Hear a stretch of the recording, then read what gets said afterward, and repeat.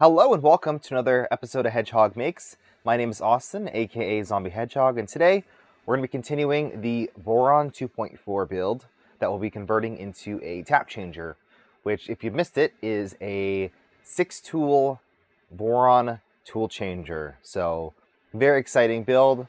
We made a lot of progress last stream.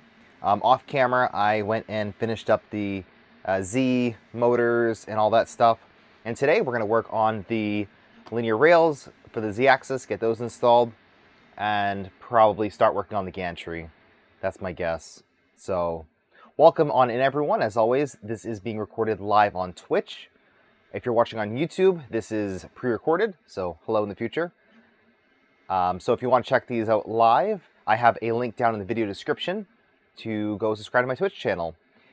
While you're down there, make sure to hit that like button and subscribe if you haven't already. So that being said, welcome on in, everyone watching live on Twitch. We have Nightcore, Nick, Collateral Damage, Bob from California, Ajax, Tetsuyan, Physics, and Andy Maz. Welcome on in. Pezliz, Hybrid Robotic. Wow, everyone's showing up today. Oh. All right. So, who's excited to get this thing going? I know I am. So a few things. Number one, I just finished printing off new beta parts for the Stealthchanger. So that's exciting. New parts. So let me get that out of here.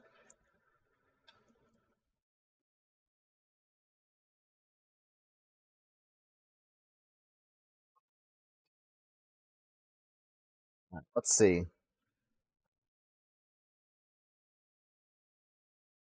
I'm not sure if that's gonna work, but I guess we can experiment. 80 career, welcome in. There will probably be changes to this design overall. I like to make changes. I like to tell people to make changes. Yes, this is a big printer. In fact, it's going to end up living in the corner here once I get that cleaned out. Right now it's just kind of extra storage. And it won't fit on a standard 18-inch shelf. So, as you can see, that green printer is a Voron 2.4 300. And that barely fits in the shelf. Like, front to back, it is exactly 18 inches or even a little more. So it's pretty beefy. Let's see. All right. Yeah, I think so. For this design, it's close, but not quite ready. Of course, we're talking about the actual tap mechanism that we're going to be using for this. I will have a dragon burner, but I think the screw head sticks out too far.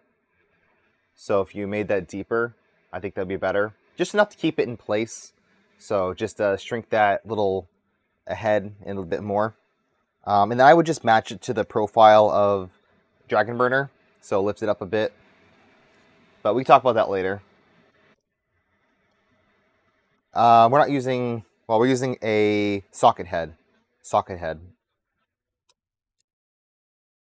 Mayhem, welcome in, and welcome in anyone that might have just joined in.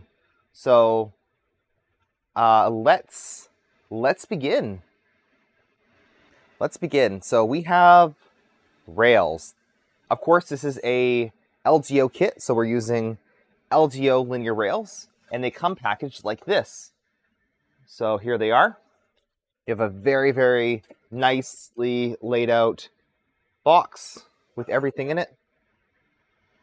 Slightly out of focus. There we go. So that's awesome.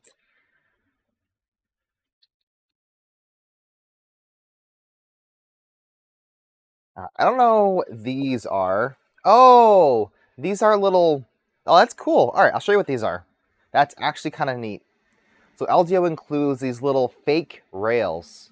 So they're little plastic rails, and this allows you to take off the carriage to clean it. I don't think it's really necessary, so I'll show you how I lubricate these rails. But just be careful when you go to do that. I think I'm actually going to remove the printer for a second, just so I can work over here. So let's do that. Hey Pete, welcome in. Toronto Dan, thank you for subscribing. 12 months, a whole year. Thank you so much. Subs do help out this channel quite a bit, allowing me to do builds like this. Ugh. It's getting heavy already. So put that aside. And then let's go ahead and lubricate all of our rails. So this has to be done before you put on the printer, ideally. Otherwise, it's kind of a pain.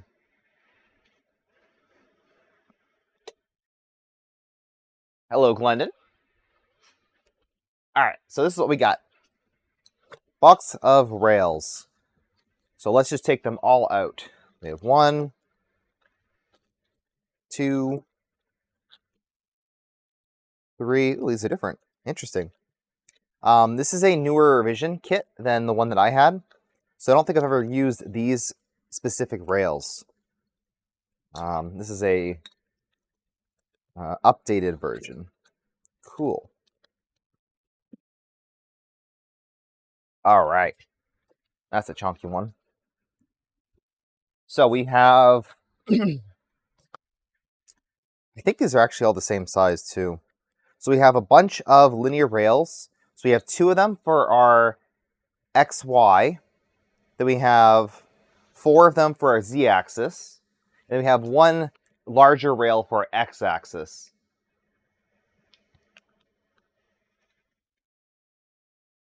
So we're going to be starting with just this right here. So we're going to focus on that.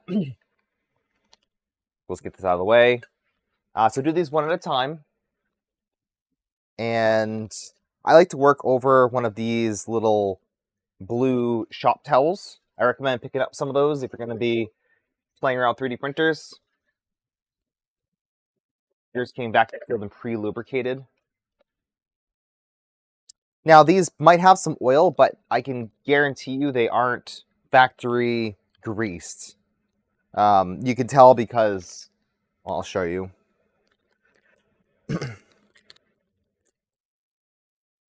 Now, when you're working with linear rails, just make sure not to remove the carriage accidentally. So the carriage is the thing that slides around, this thing right here. It comes with little rubber stops, but you'll have to remove them eventually. So it's safe right now, but just be careful overall. So you can tell if this is lubricated by looking into the ball bearings. You can see that it looks clean. You can't see any lubricant, and if you slide it around, it's a little bit rough, like slightly rough.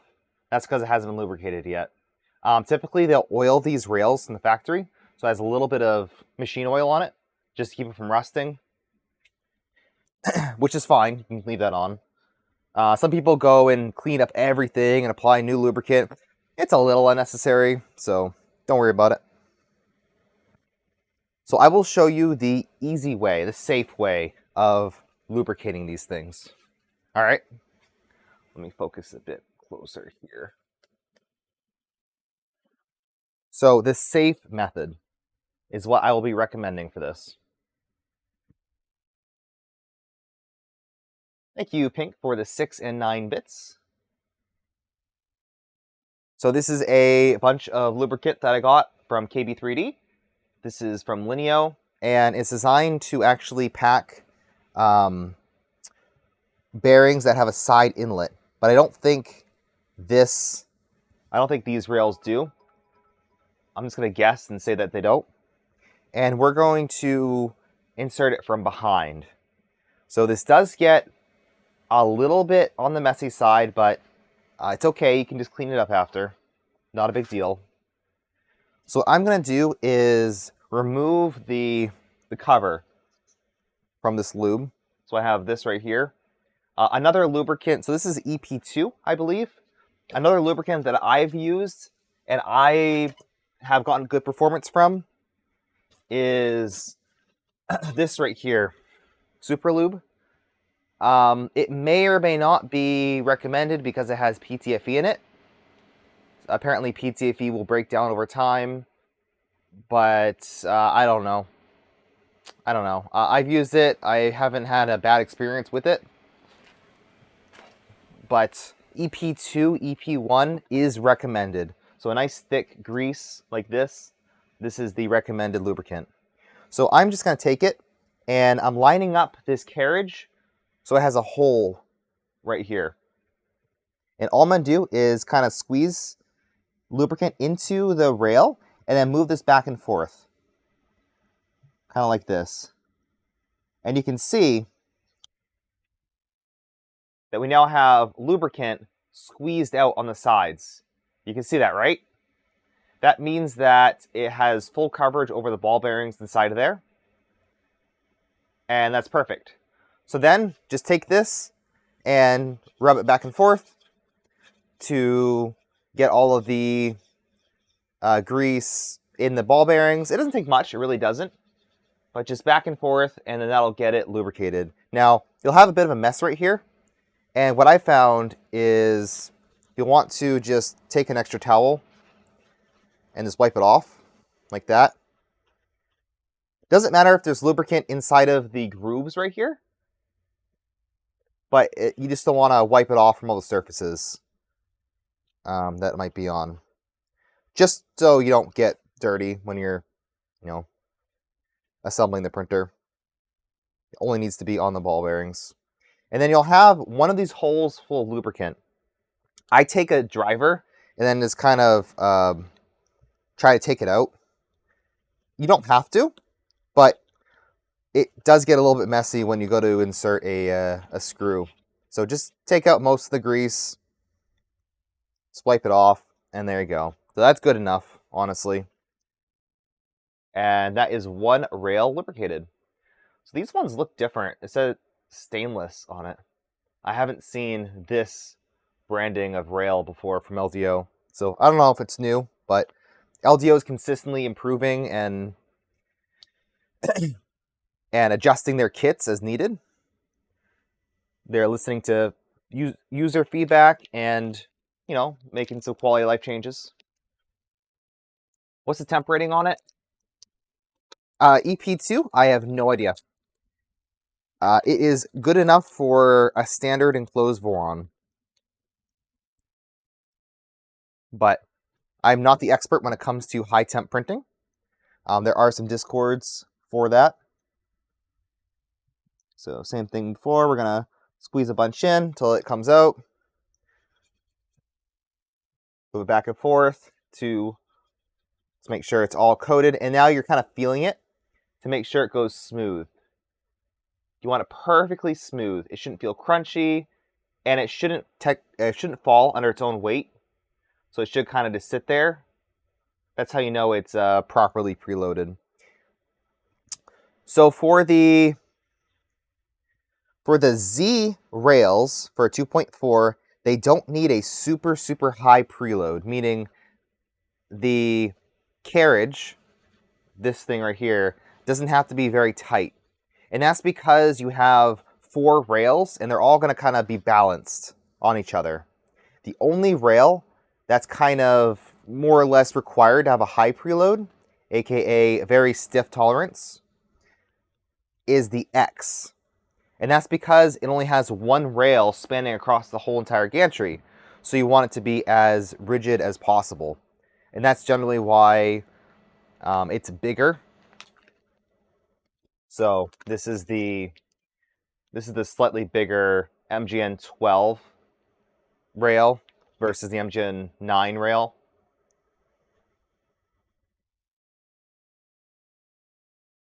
And the only reason that 9mm rails are used is because they are about the same exact width as a 2020 extrusion. In fact, they are exactly the same width. So they're 20mm wide. So they line up perfectly, meaning that you can install one of these on your rail, and then you can put a panel right next to it with a very small foam gasket just to prevent it from rubbing.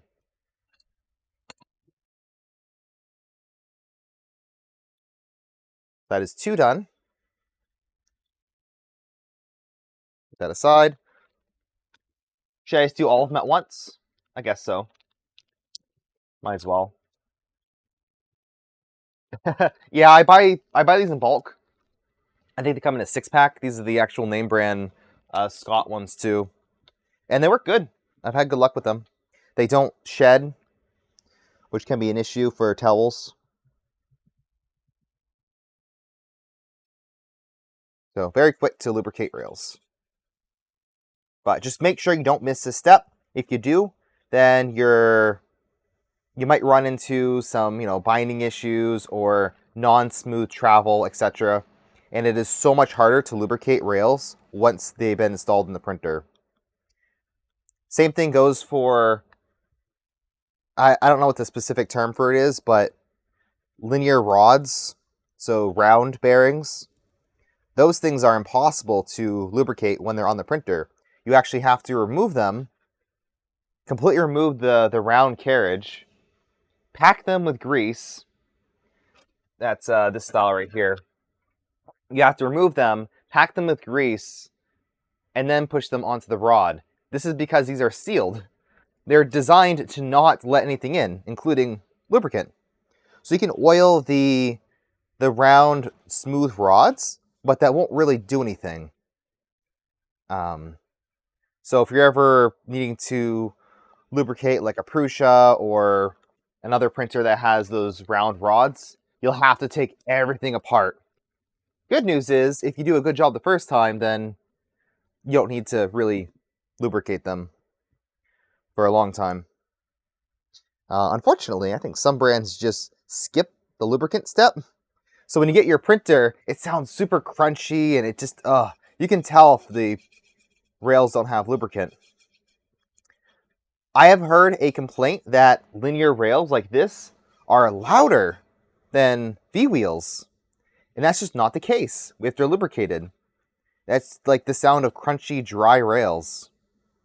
So, pretty passionate about linear rails. I think they are the best for a lot of the printers that we use. They're kind of the easiest to work with. And they have their own mounting holes on here. So it's just super, super, super easy to design for. And I like them. But there are benefits to rods, of course. Always pros and cons for everything.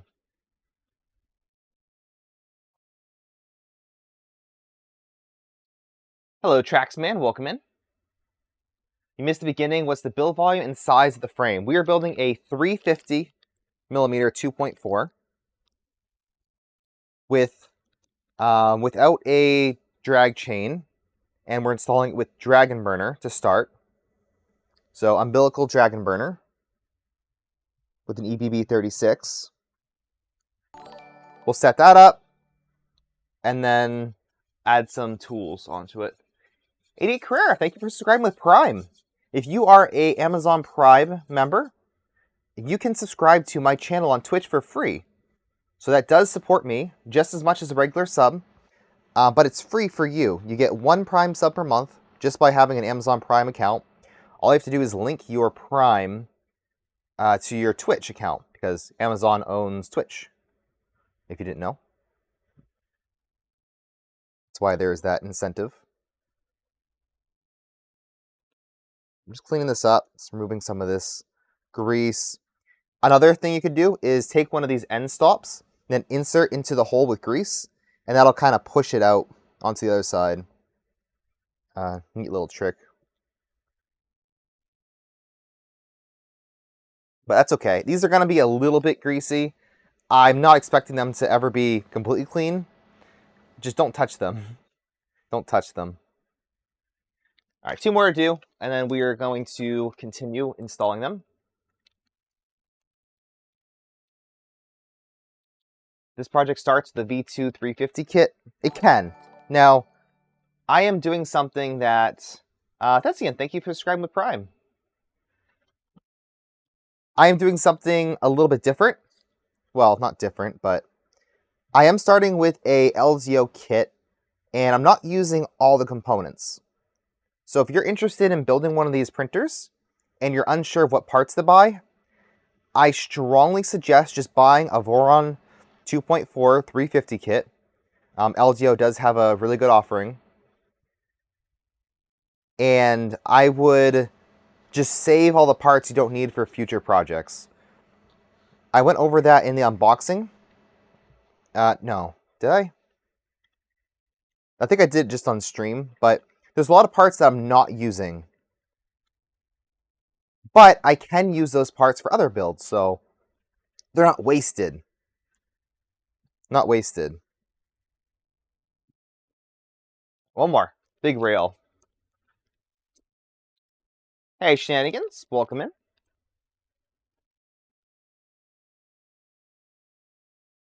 Alright. Yeah, this one, I forget how big that MGN 12 rails are. Huge, huge, huge. So this is a Z1 preload. This is a slightly higher tolerance, meaning that the gap between the ball bearings and the rail is lower, meaning that it's going to have extra rigidity. And that's very important for a tool head, as I just stated, because you only have one rail.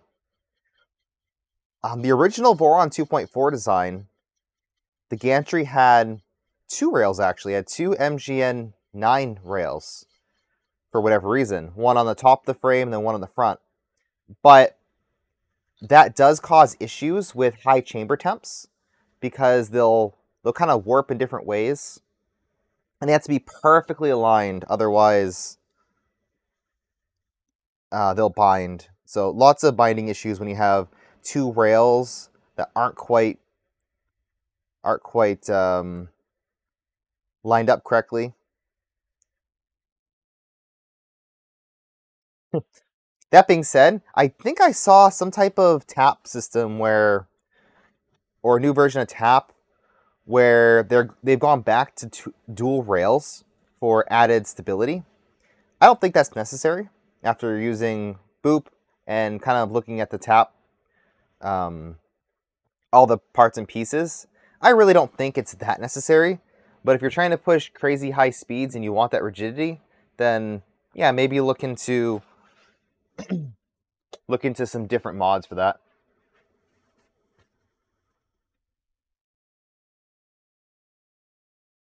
Really not that much of a high value you're not using. Right, so the parts that you're not using aren't like, it's not like half the kit. For the most part, you're going to want most of the parts from a 2.4 kit, and buying them separately will cost you more than just getting the whole kit. I guarantee that. Maybe I can work with kit manufacturers and see if they'll provide kind of like an all-inclusive build for this. So if this does kind of take off and people are interested in a Tapchanger, I'm pretty sure we can convince some of the manufacturers to get on it. West 3D is known for their configurator that you can configure whatever parts you want, and I think they're going to have a configurator for this type of thing, Tapchanger. So stay tuned for that. V24 uses a crazy rail for tap. Yeah, V24 is a, well, Phoenix now. 600 by 600 by 600 millimeter printer from Voron Design. Huge. Crazy. So let's take our rails that we're not using, put them out of the way. So these are all identical, and we'll put them off to the side.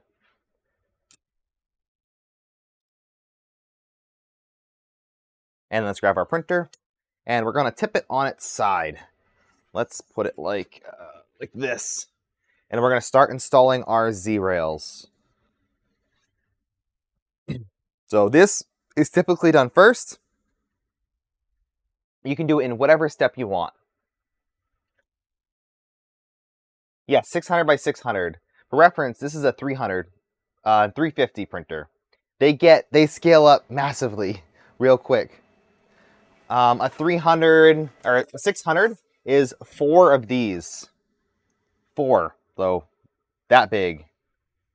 That's crazy.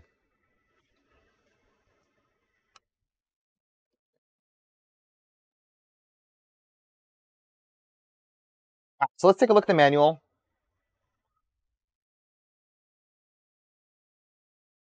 And I'll show you what we're doing. Hey, Numeric, welcome in.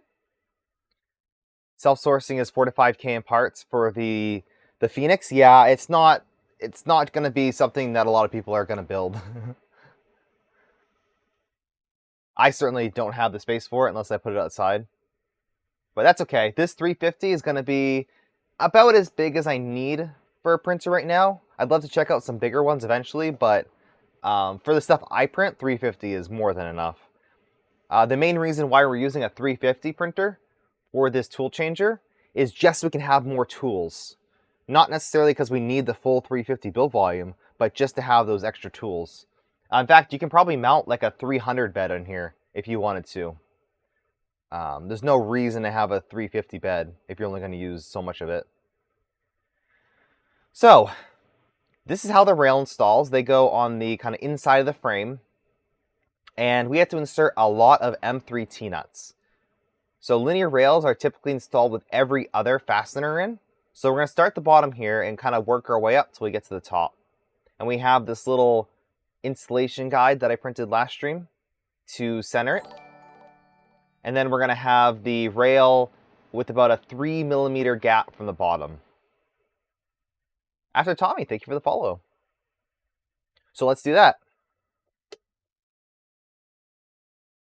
All right. See if I can zoom out a bit. Close enough.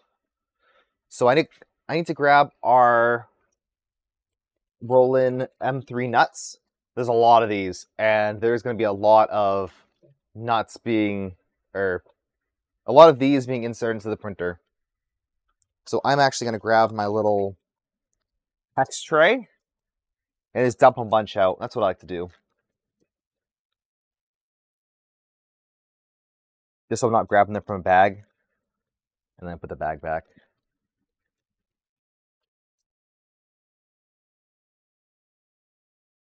All right, let's see. So let's start with this side over here. So I'm going to grab one of these rails and use it as a template. And I'm going to insert one of these. Just use my fingers. And then I'm going to skip one of the holes, then insert another, like so. And then just work my way up the whole entire rail. I was going to try to do this off stream, but I didn't get that far.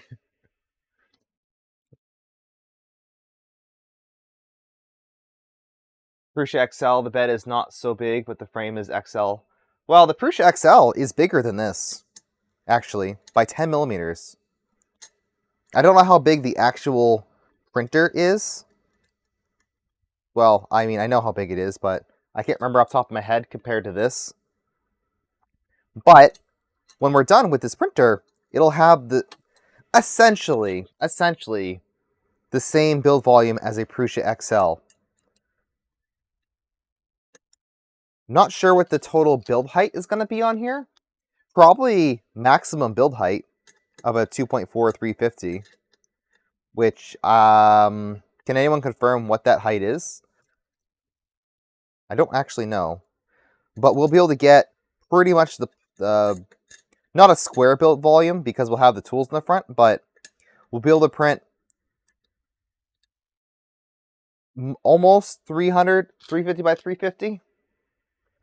350 on the x-axis, no problem. The y-axis, there's a little calibration tool, so I don't know if that takes up any space. So let's say maybe 340, and then the height of the printer.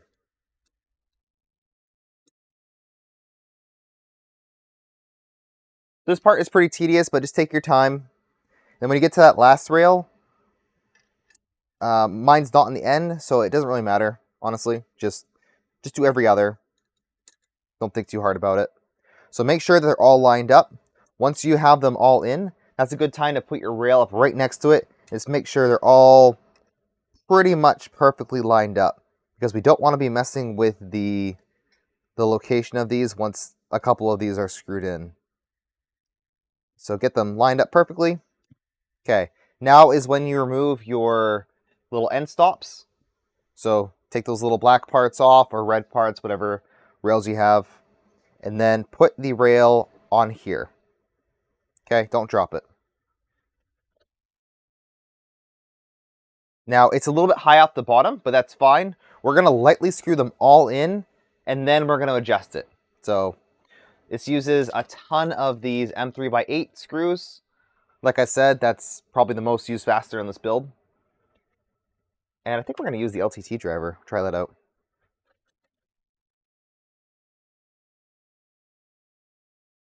You'll lose about 180 by 120 by 140 at the top. Okay.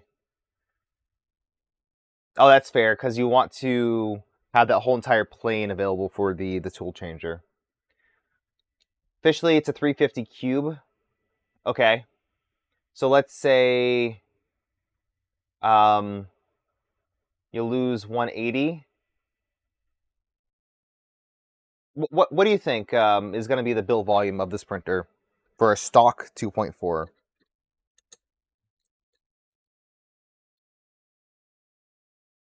Screwed in?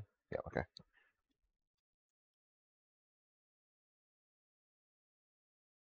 350 max at 270 with the cable chain? Yes. That's very important to note. If you buy a 350 2.4, it is not a cube build volume. Manufacturers, for whatever reason, might advertise that it is, but they are just blatantly wrong. That is incorrect. The XY is correct. In fact, the bed is slightly oversized for the millimeter based measurement, but the Z height is always less.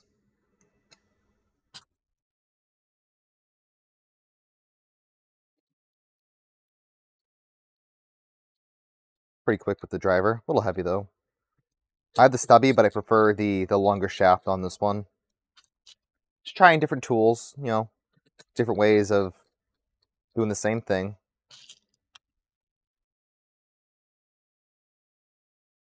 You get full minus a small chunk in the front. Okay.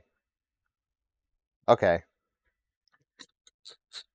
So because we're mounting tools in the front, that's kind of the only major area that we can't build in. So we can get the full build volume. It's good. And yes, we're using dragon burners, so we'll be able to get extra height. Slightly higher height. We'll see. It's going to have a giant top hat on it, so whatever we can physically move this rail to, that's what we'll be able to do.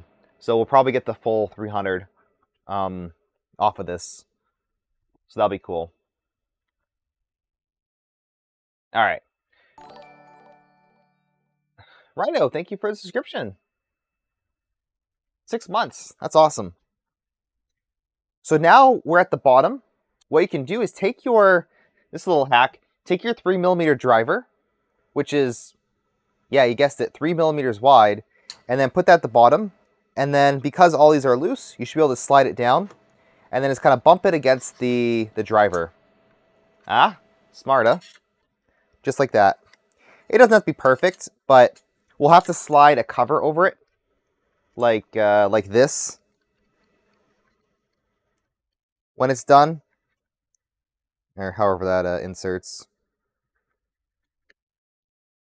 Yeah, this is the one for the other side. But we're going to be inserting a small cover. So as long as that can go under, so 3 millimeters is plenty of space.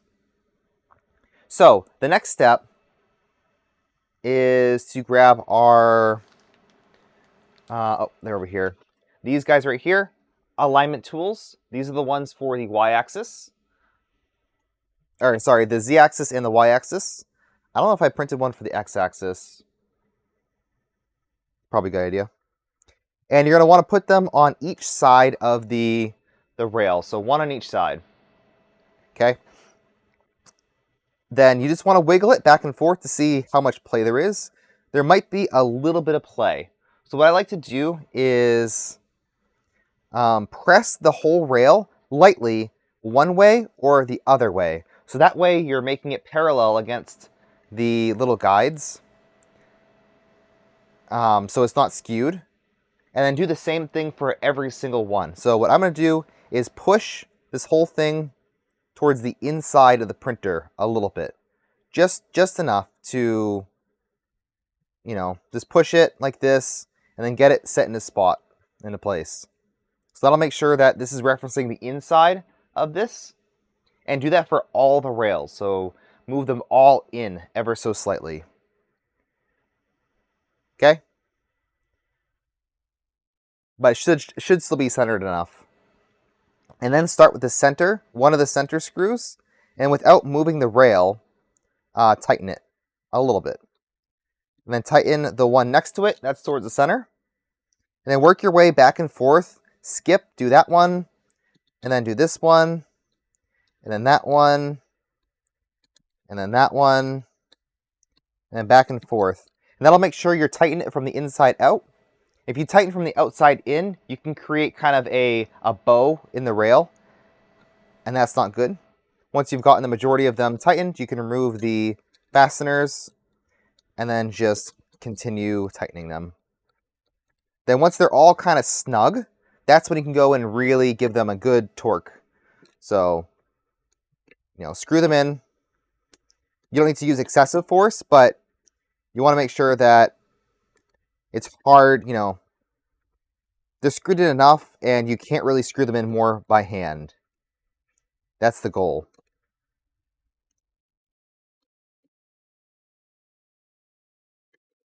I'm probably putting more torque on them because I'm using a bigger driver. So that's perfect. And then most importantly, make sure this rail can still move smoothly.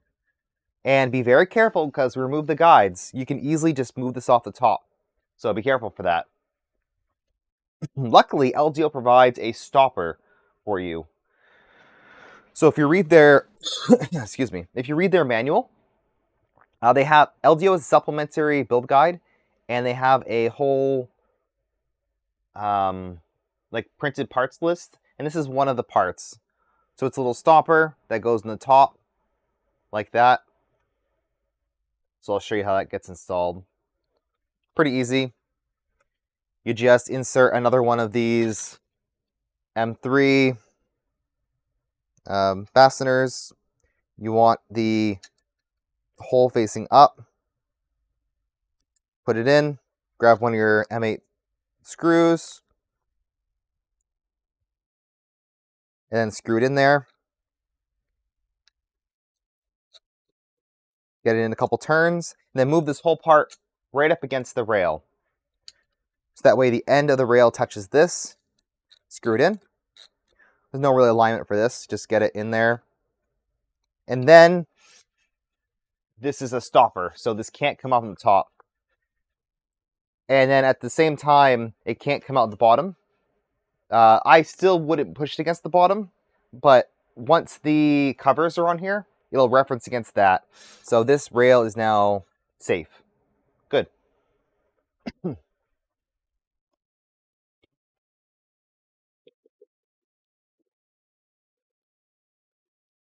Let's see, and you built yours for 400 height and added 180 for the tools and 180 top hat. So you get your full 400 build. So you have a 400 version of this? Is that the idea? Hyper Robotics, thank you for the 100 bits. I appreciate it.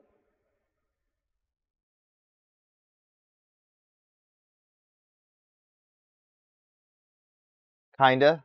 Okay, yeah, you have a special build plate that uses a Mercury 1 bed, I believe. Alright, how am I going to do this? I'm trying to... I think I might tilt it. It's kind of awkward to work on and stream at the same time. Right, let's put it like this. Yeah, I guess that'll work. There we go.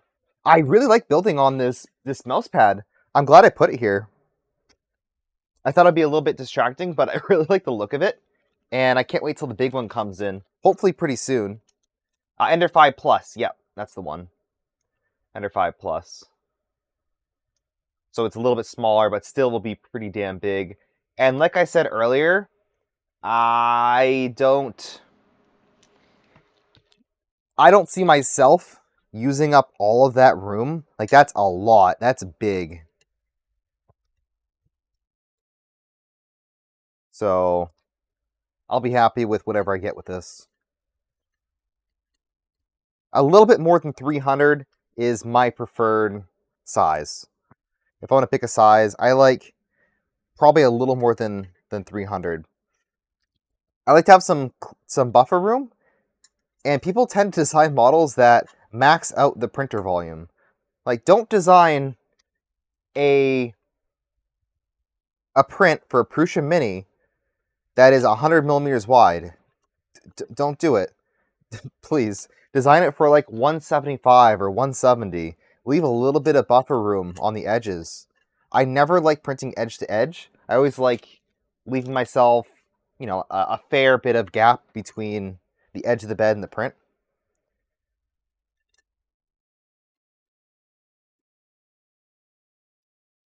So, personally, I like to oversize my build plates a little bit.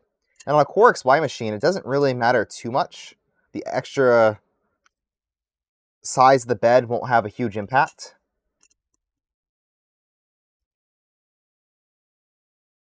And as you can see, what I'm doing here is I'm inserting my driver and then kind of using it as a lever to just push this in place. It's really quick. Just put in the hole and then just push into place. A little bit easier than by doing it by hand with your fingers. I have built many of these frames, so I've kind of got it down.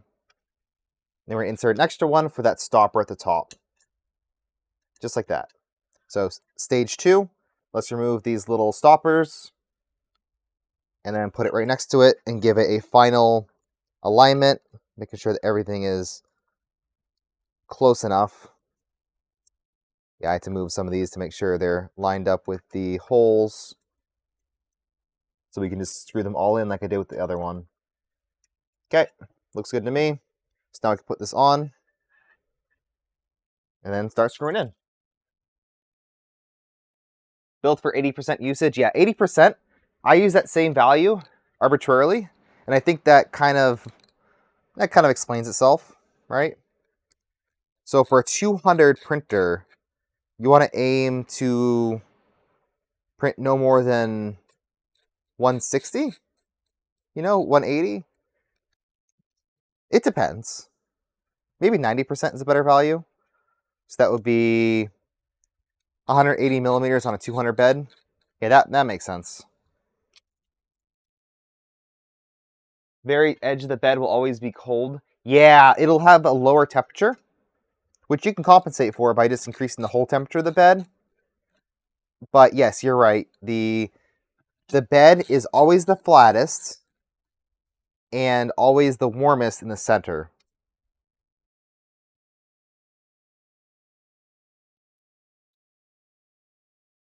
So that's why when you're doing a small print, you know, actually, let's say we have a 180 millimeter print, a 170 millimeter cube to print. And we have two printers. We have a Prusa Mini and we have a 350 Voron. Which printer would you want to print it on? It'll fit on both. But the Prusa Mini, you know, printing edge to edge won't have as good thermal performance and won't be as flat as a bigger printer. Specifically, one of these big printers with a thick Mic 6 bed with like 5 Cs. These beds are super thick, super beefy. Unfortunately, they do take a lot of time to soak when you heat them up. Something like a Prusa Mini can probably hit temps faster than, I mean, it'll guaranteed to hit temps faster than a Voron. That's a bonus you get. But the bonus of a Voron is that the bed is flat to begin with.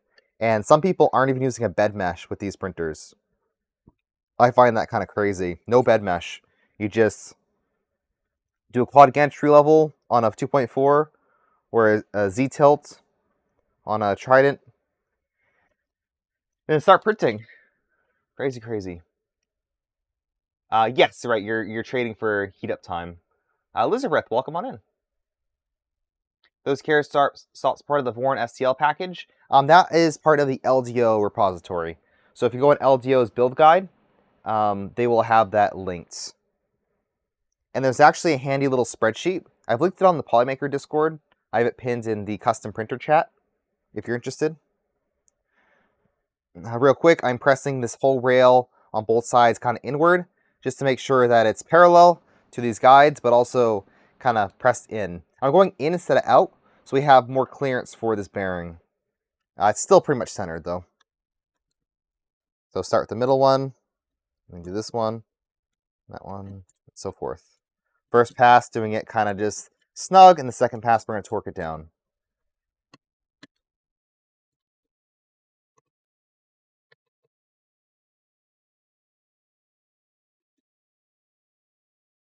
Okay. Just bought a 600 millimeter by 300 millimeter pad. Nice. Is there a Voron mod for sectionalized heaters? That's a great question. So the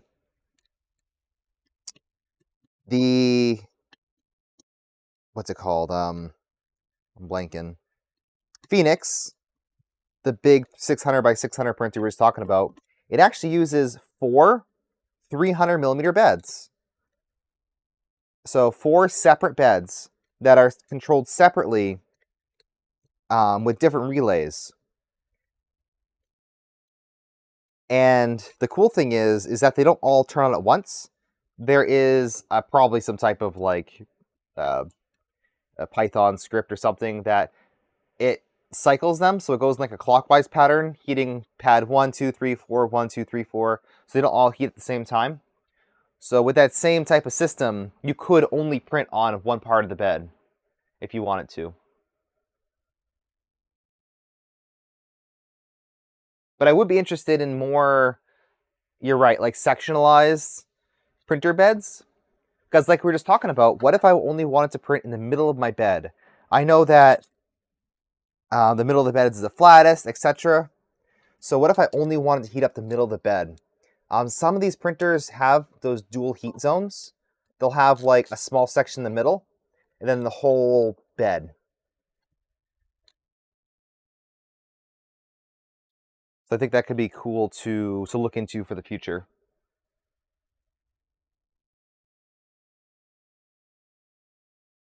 All right, so that is in now. We're gonna confirm that it moves. It's smooth. Good to go. I'm gonna flip this around and do the same thing on the other side. And before you do this, just double check that you have it lined up perfectly. Not perfectly, but on the right side. Because you can do this whole thing and then have them on the wrong side. So make sure that the bed extrusions right here, it's on the same like side as them, if that makes sense. So like the side of this is going to be this one right here. They don't go on the back here. They go on the insides. The inside of the sides. Just look at the diagram. But yeah, don't install all 4 rails and then realize that you installed them incorrectly. That'd be a big oops.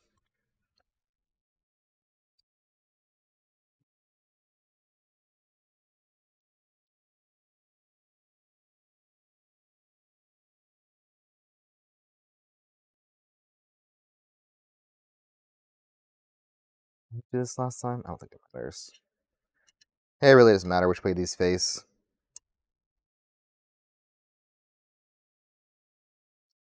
It's all hidden.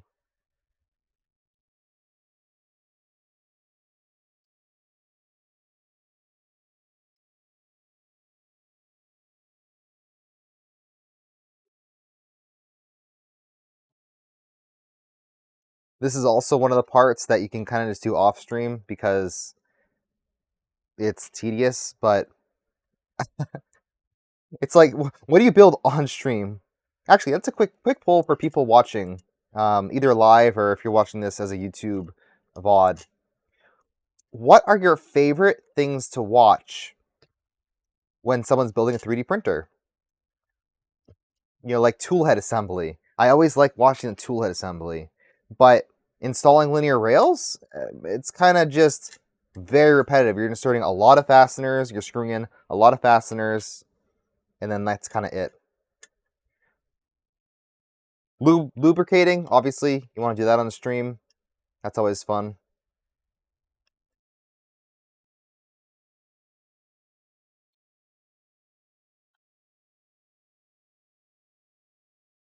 Mostly show up for the chatter. Yeah, right? Like, just kind of just a fun hangout when you're watching this. And I know a lot of people put this stream on in the background when they're working. Just kind of listen to it. So, cheers. You know who you are if you're listening to this while you're doing something else.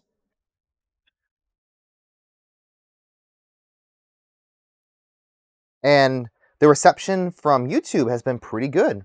A lot of people are excited that they can watch my streams kind of as a stream. I've been publishing this as a premiere.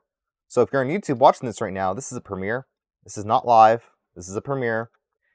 But I don't think many people premiere a live stream VOD. I'm not going to say I'm the first person to do it, but I'm one of the first people that I know of that has premiered a 3-hour video. You like to watch a crazy community member? Yeah, do crazy things. That's, yeah, okay. I'm not super concerned about what's being built, as long as the conversation is interesting. Yeah, right? There's always good conversation. That's why I stream live. Well, I can't really stream offline. I guess I could just record this offline and then publish it. But the favorite thing about streaming is engaging with you guys. Someone is able to ask a question or bring up a discussion point, and we can discuss it live. And the fact that this is recorded makes it even better. I love hanging out on different Discords, like the Voron Discord, various other Discords in live chat. Just kind of chilling, chatting about printers. But once you're done, once you leave that, there's no content. It's all gone. At least with live streaming, it's all recorded, so people can watch it back if they wanted to.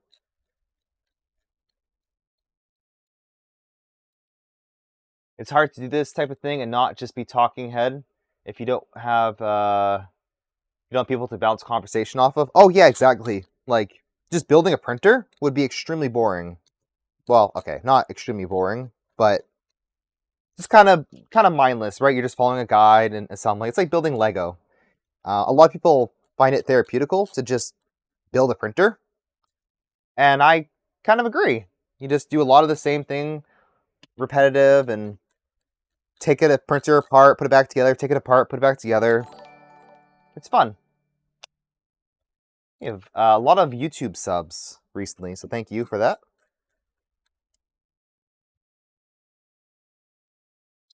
The YouTube channel is doing pretty well. I'm happy.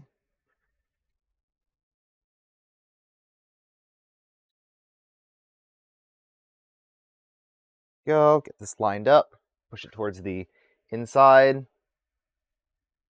You always have a lot of questions to ask, and it's very appreciated. I love everyone that comes in and asks questions. Look, I don't know every answer, but we can at least have a conversation about it.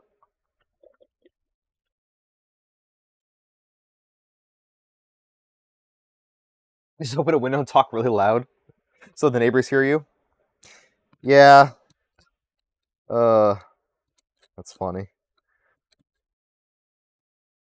Yeah, I might do some interesting streams next year when it's warm enough out and I get back into doing some woodworking.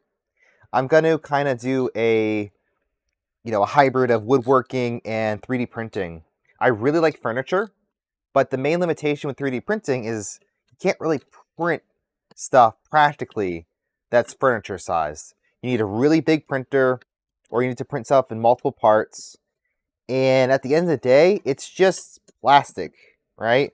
You're usually using something like ABS for furniture, maybe PLA, but probably like a ABS or maybe PETG. And I don't know, there's something about pure plastic furniture that I don't love. Wood, though, wood is wood. And combining wood with 3D printing, now that is optimal. So what if instead of all your wood joints, you just have plastic fasteners that you print? You can make them look really cool. They can be fun colors, but then integrate them with your hardwood. I think that could be a lot of fun, and I want to explore that next year. I know people already have, but just another take on it.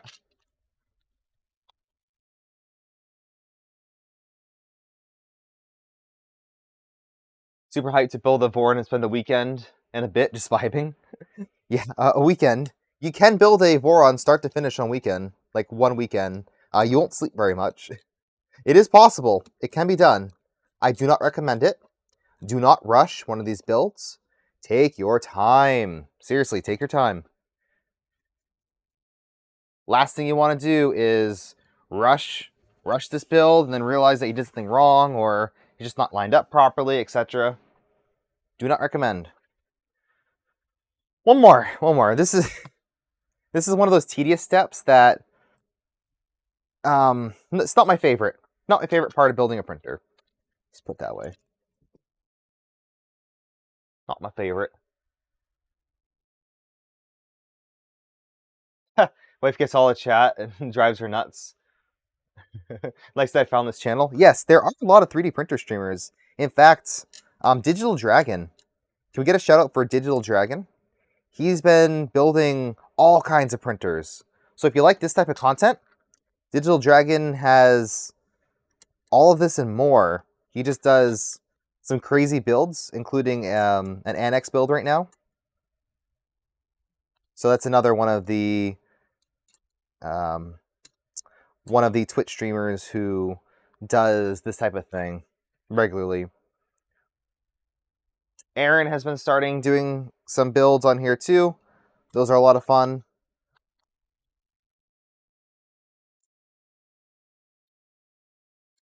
Maybe we'll have some new folks in 2024 streaming on Twitch. I like streaming on Twitch personally because Twitch is set up for streaming. YouTube is not. And YouTube doesn't like streamers that much. But YouTube loves long videos. Not long streams, long videos. So it's been interesting watching my videos of my streams perform much better than actually just streaming on the platform. I don't know why, but no one really understands YouTube's algorithm. So that's why I am not really streaming onto YouTube anymore, and then streaming directly on Twitch. Or using a service like StreamYard and doing both at once.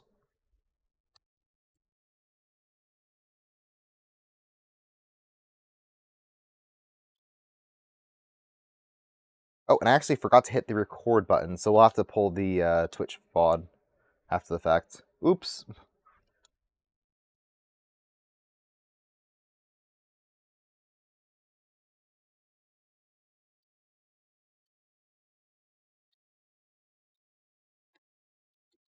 That's the benefit of streaming with StreamYard. It automatically records. And Twitch does too, as a VOD, if you have it enabled. So I'll have to go back and pull the VOD and edit it. But that's not a big deal. I just don't know how the quality is going to compare, because you have to upload it to Twitch, and then Twitch is not going to store a full quality video. So that'd be a good comparison. Kind of a test. The previous episode was directly recorded onto my computer via the Streamlabs interface.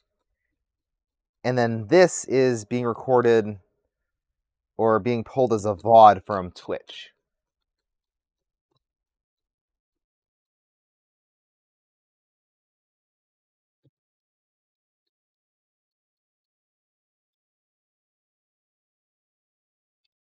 Almost done with this.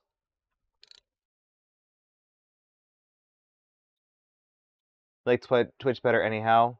Yeah, Twitch, it's a personal preference. I know a lot of people who just don't like Twitch. That's fine. That's why I want to publish stuff on YouTube as well. But the issue is, if YouTube thinks the only content I publish is long videos, and then I start publishing short videos, yeah, that could be a mild issue. Oh, and speaking of, hey, We have Digital Dragon raiding with the party of 17. Welcome on in. Just talking about you. I didn't realize you were still streaming. So Digital Dragon's been working on Annex K something build, one of the cross gantry printers, and it looks like a lot of fun. That's definitely something that I'm interested in doing if I was to get a kit. Looks like a lot of fun. So, Digital Dragon, how was your stream? How's it going? The NX Engineering K3. Right, K3. So that's a fun, interesting build. Was this my 3mm? 3mm offset. So, I'm using a hack. I'm actually using a driver, and then using that as my spacer for the Z-rail. So I'm just pressing against the driver. I have a life pro tip right there.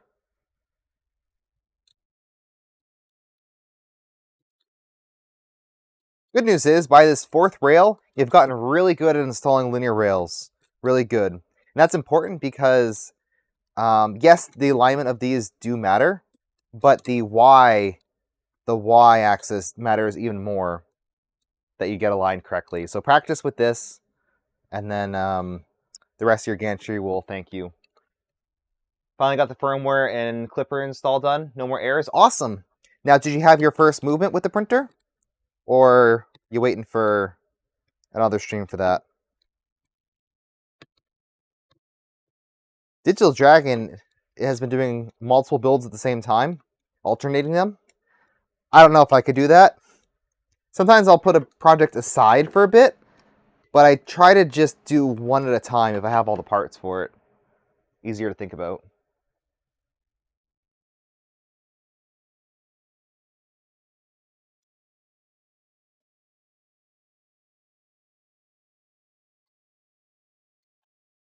So if you're considering streaming, I think the most important thing to do is definitely be able to show what you're working on, one way or another. But it can be as simple as a webcam. A webcam, and you can 3D print a tripod for it. That's how I started. I had a webcam with the 3D printed tripod, and guess what? It does work. You don't have to have this fancy streaming setup to stream. You know, make some good content and show cool things you're working on. Sometimes you'd be surprised what people want to watch. Right, let's get this on. So we got all our stoppers on here. Once again, these are in the LDO docks. So we're good. We're good. Cool. I'm going to put all of the rails against their stoppers to keep them off the bottom for now and keep them all lined up. So yeah, now it's time for the next step. So this would have been done previously. You can install this at whatever step you want. I did it independent from the bottom. So let's see what's next. Yeah, making my Nexus works on stuff too on stream.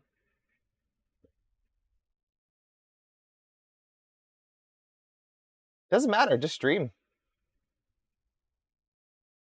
You'd rather watch good content at 720p than content at 4K? Well, the VOD of this might be lower quality. That's all right. So we did all this. We installed the feet. I did all of this, and we're on the idlers. So I am not using the stock idlers. I've opted for the beefy. Let's see if we can pull them up. Beefy Z idlers. So those are a mod of a mod. We're using the beefy front idlers, if that's what they're called, BFI, which look like this. I strongly encourage looking into these instead of running the stock Voron front idlers. They are a huge pain. I don't like them at all. This right here is literally like 3 parts. This is one part. Your idler gets mounted on here. I've opted for a pin, but you can use an M5, a standard M5, not an LDO M5. You can use the M5 bolt in here if you wanted to. that just slides in like so. It has some M5 nuts I gotta put on too, but that slides in, and then you have this front part, and that's it. 3 pieces, your idler. You can actually access, when you install the belts, you can access the belts with this one, unlike the stock idler. So, similar sense, we'll be using the beefy, so these are beefy front idlers right here. And then there is the beefy Z idlers. So we have these guys right here for the 2.4. Which ones are the cat ones? Are those for Micron or Doom Cube? One of them. I like the cat ones. But the yeah, they're very angry. If you don't know, a lot of the Voron parts, these are the idlers. Idlers, right? Idlers. Where's the... These are idlers. Get it? Idlers. Yeah. So this is what we're using, and it's slightly different. So we have two bolts, two M5 bolts that attach the bottom to the top instead of the stock single bolt. So it's a lot more stable. It's beefy, and it's going to give you just overall better, not performance necessarily, but just it'll last longer. People have had issues with the stock idlers, so these will solve those. And I've actually made my own parts. I think I can show them. Let's bring them onto here. I had to modify this part right here. So this is the lower part where the idler goes on. I am using the M5 version because I don't have pins this long. I had a bunch of pins from when I used to do Rama idlers. So this uses a not the size or type of bolts that LDO kits come with, but like a standard. If you buy a kit of M5 button heads, they should fit. So LDO includes a wider idler than the stock build. So it did not fit inside of the original one. So all I did was just widen it a bit in CAD, and then I printed off a couple. So it fits perfectly now. It has a little bit of wiggle room. That's perfectly fine. And that'll be good. So these mount onto the top, and we're going to run our belts through them. Remember, this is belted Z. It is a quad belted Z. So each of the 4 corners get a idler. So we're going to mount this like this. I think it's easier to work upside down maybe, but we'll see. I don't know. Won't work like this for a bit. Wider idlers, yes. All right, so we need 8 M5 by 40. That's a great question. I don't think we have enough of those. Okay, let's see. So for this mod, they do have parts kits, and I strongly encourage getting a supplementary part kit because the stock BOM does have a bunch of these, but I don't know. I don't know if it'll be enough. I'm trying to think. Where are these used? The M5 by 40s. How many M5 by 40s do we need to build one of these printers? And can we sacrifice a couple of them for this? Although these are supposed to be socket heads. Let me see if I have some M5s real handy. Let's see. M5 by 40. Okay, I'm going to use these. They're not black, but I don't want to use up these if I don't need to. And at the end of the build, if I have 8 leftover M5 by 40s that are black, I'll just use those. So if you're going to be doing this kit, realistically, you just need to get a couple things. But just get the supplementary kit from a vendor that sells kits. That's what I recommend, or just follow the BOM and order extras of those. So these are M5 by 40. So I think those are this size. This doesn't look like 40. Are these 40? Okay, I guess they are. So we need 8 of them.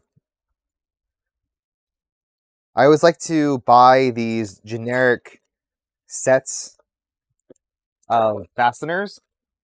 It's a one-time investment to make sure that you're not going to be waiting 2 weeks to build a printer. So I quite like it. To install these, let's see, I think we've pretty much done all the work. So I've already installed the this part up here. So what I have to do is stick these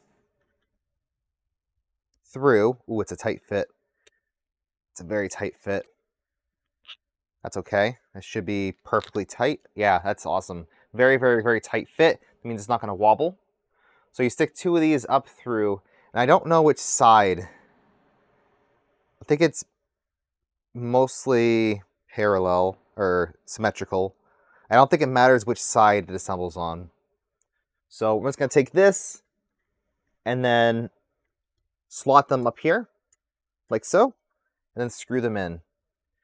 I will need a larger fastener for this one. So you're going to work a little bit by a little and screw them both in. And I recommend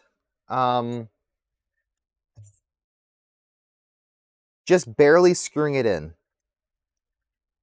So when you're doing these idlers, you don't want to have them screwed in all the way because you need to tension these at the end. And you also want these to have the same distance. Each one of these idlers should be essentially set the same distance. Hello, Dustin Knuckles, welcome in. Hey, Chewy, welcome in.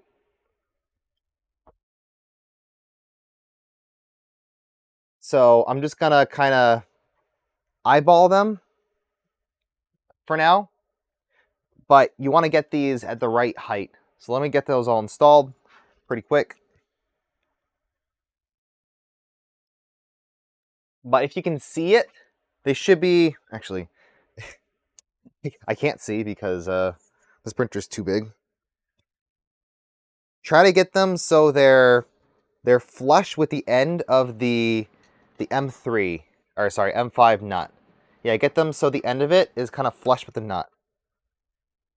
That's your starting point. Because then you have a lot of adjustment room. You just don't want them sticking up any higher than the frame.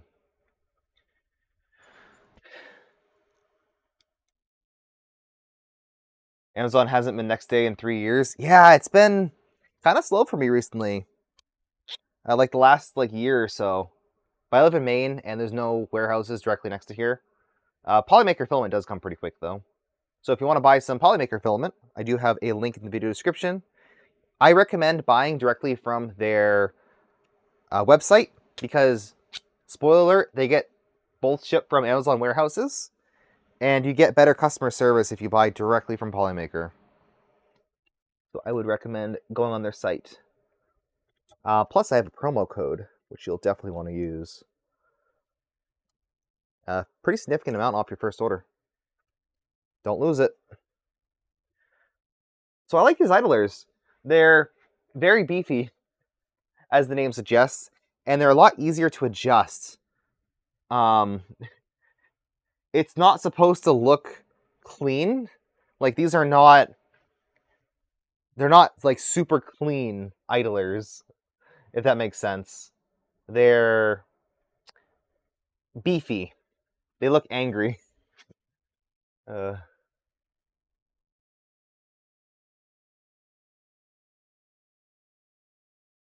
Yeah. Well, hopefully you can catch some giveaways. There's usually some giveaways for filament on various channels. Make sure to tune into them when they are occurring. Let's see. I need to screw up into the end of the screw. That'll be my, or the end of the nut. That'll be my starting point. I don't want them super low, meaning I don't want the idlers hanging super low for any potential clearance issues that might arise.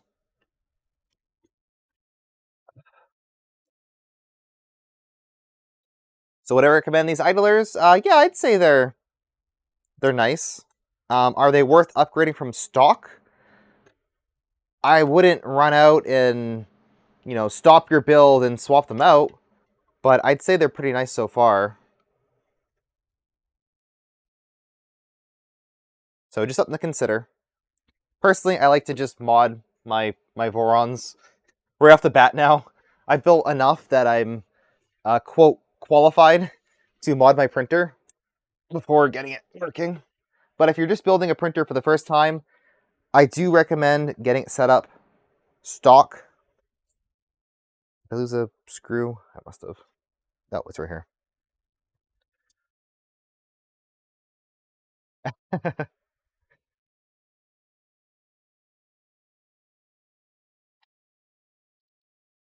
In 30 seconds, give you a sale pitch on this printer build. All right.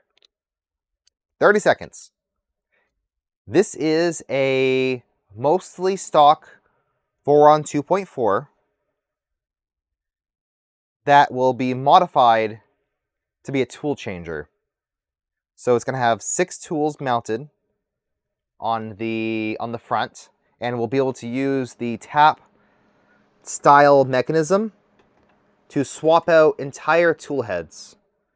So it'll be a tool changer, being able to print multiple materials, multiple colors without major purge, or being able to use 2 different materials like ABS and PLA in the same part if you really wanted to, or TPU, PLA, or a support filament. I'm very excited to use dissolvable filaments. Those generally don't want to print on the same nozzle as a regular filament. And you can convert, if you have a 350 2.4, you can convert it over. You'll have to remove a couple of minor things like the drag chain. You'll have to redo all the wiring to the tool head. So it's not like a quick and easy process like some of these mods. But, I mean, heck, you're doing a tool changer build. It's not supposed to be quick and easy. It shouldn't be. So I will give a disclaimer that at the time of this recording, this is still in an open beta. So if you're interested in checking out the project, make sure to check out the links in the video description. And you'll have all the information you need. Join the Voron Toolchanger Discord if you want to learn more as well. There's more and more and more that keeps popping up over there. This reminds me very much like when Rolohan launched the Rook. Remember that? And his channel kind of exploded. I think that's gonna be the same thing for this style of printer. I think a lot of people are going to start adapting this and then start building. And then we'll see kits in a near future.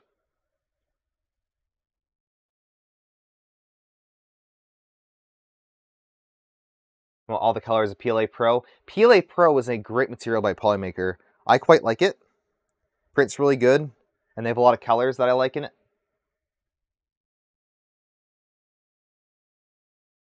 Think about building ERCF for your 300. Nothing else, easy color changes before print. Not so much for multicolor prints. Yeah, that's why I love my Bamboo. Yes, it can print multicolor prints quite well. But the main selling point for the Bamboo for me is the spool management. 100%. Being able to just put in a spool and have it work. Yeah, that's great. I love it. And that's why I wanted my ERCF to work. But I gave up on it because I needed to, some of the parts need to be reprinted, and I just overall wasn't happy with it. But now that there's the Gen 2 of ERCF, there's a whole tool head that's designed to cut filament now and be more like a bamboo, now I think is a great time to get into an ERCF build if that's what you're going to do. And ERCF allows you to do more than 6 tools, right? We're limited to 6, which is not a small amount, but 6 is definitely less than 7. What I'd be interested in is combining one of the tools and adding an ERCF on. So let's say tool 6 is hooked up to ERCF. So you can hypothetically have a tool changer with ERCF. Same kind of setup as if you had a IDEX printer. Did I not have a nut in here? Hold on. I think I've lost my nut. Hold, please. Ugh.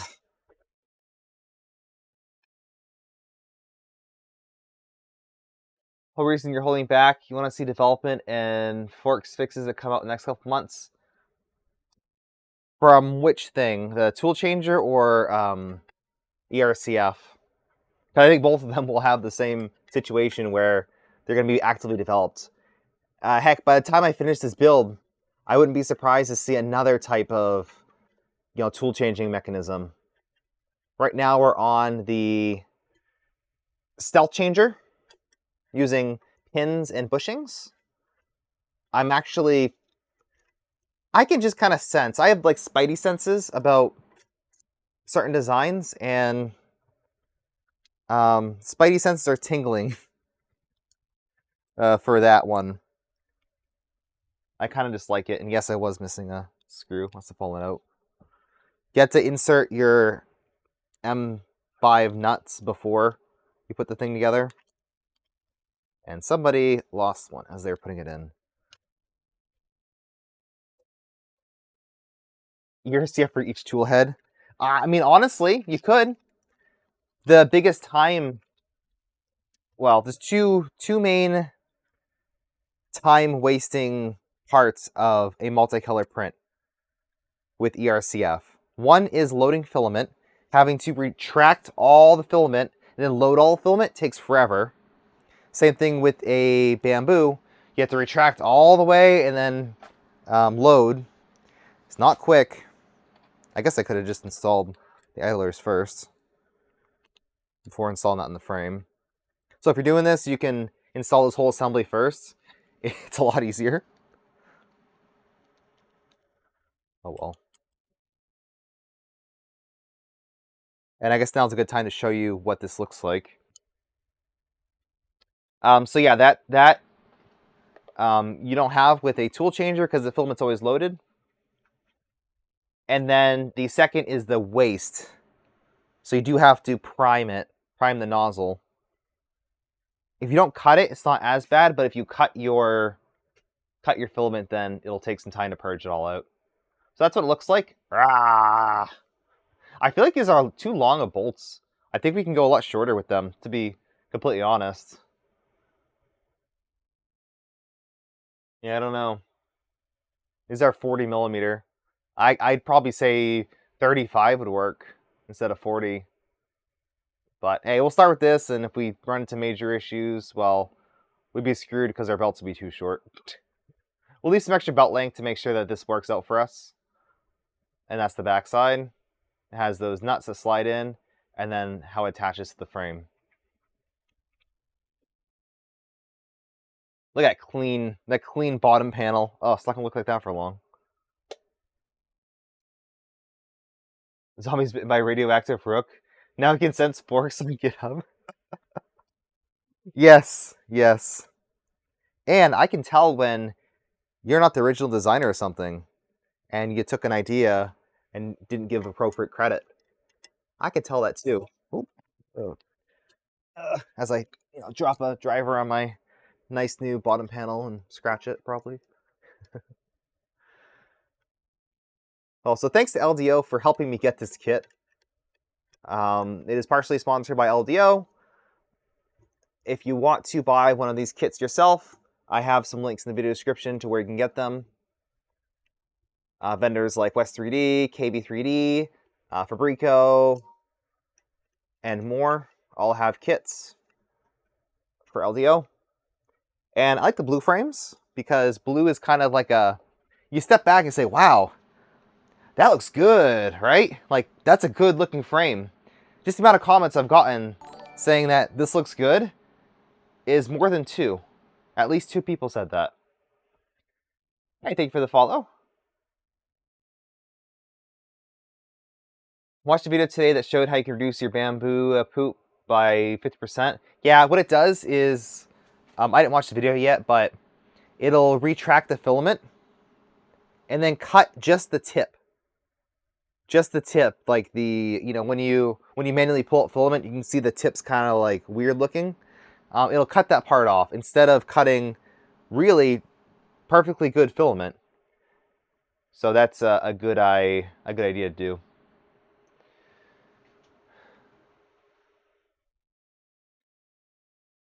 All right, well, let's read chat.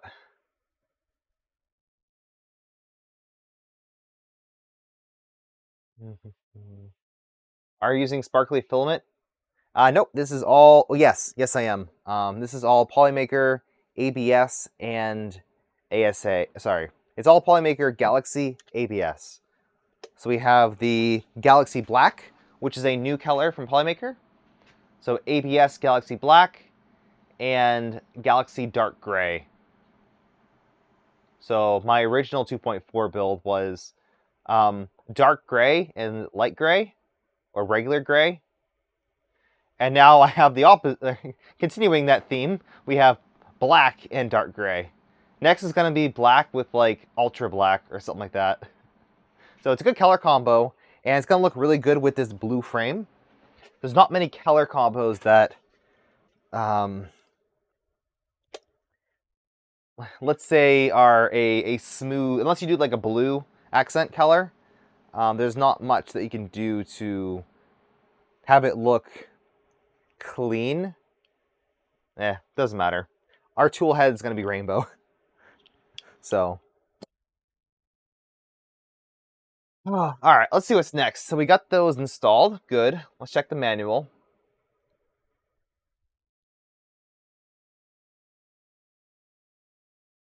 Just started printing, got a P1P for Christmas. Ah, nice. Well, make sure to join our communities. I have my own Discord. There's a couple of other Discords you can join, like the Polymaker Discord. Many people are more than happy to help with your questions.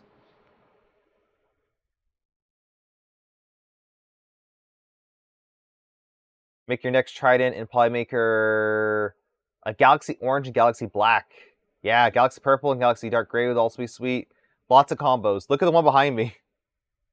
Look at this printer. Orange frame with red and orange parts and purple accent parts. You can go crazy with your printer builds. It doesn't have to be black accent parts with a color.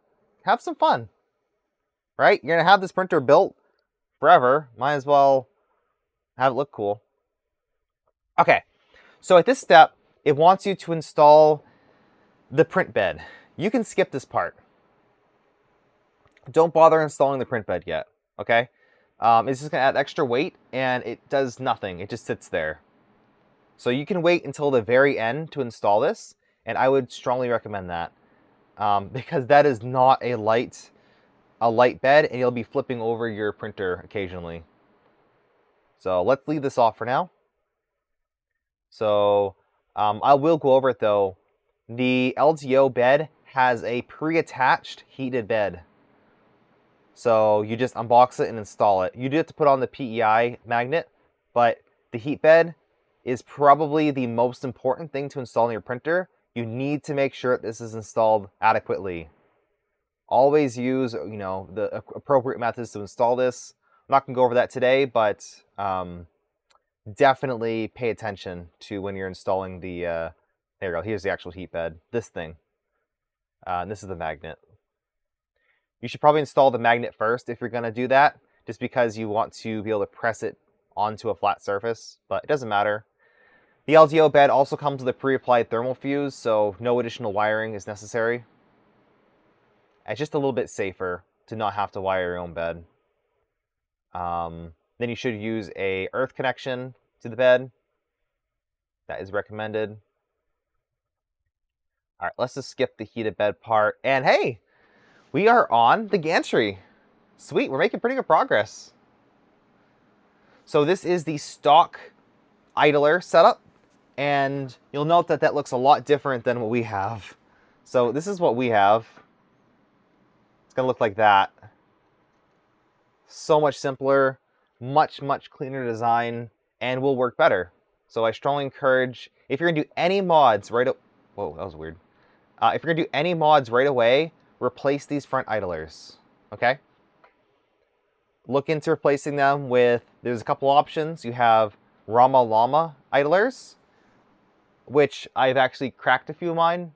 So people are now recommending the beefy front idlers, which I have, I just showed off. So, look at this right here, and then kind of keep this in memory. You have your A drive, your B drive, your A idler, and your B idler. So this is a Core XY configuration.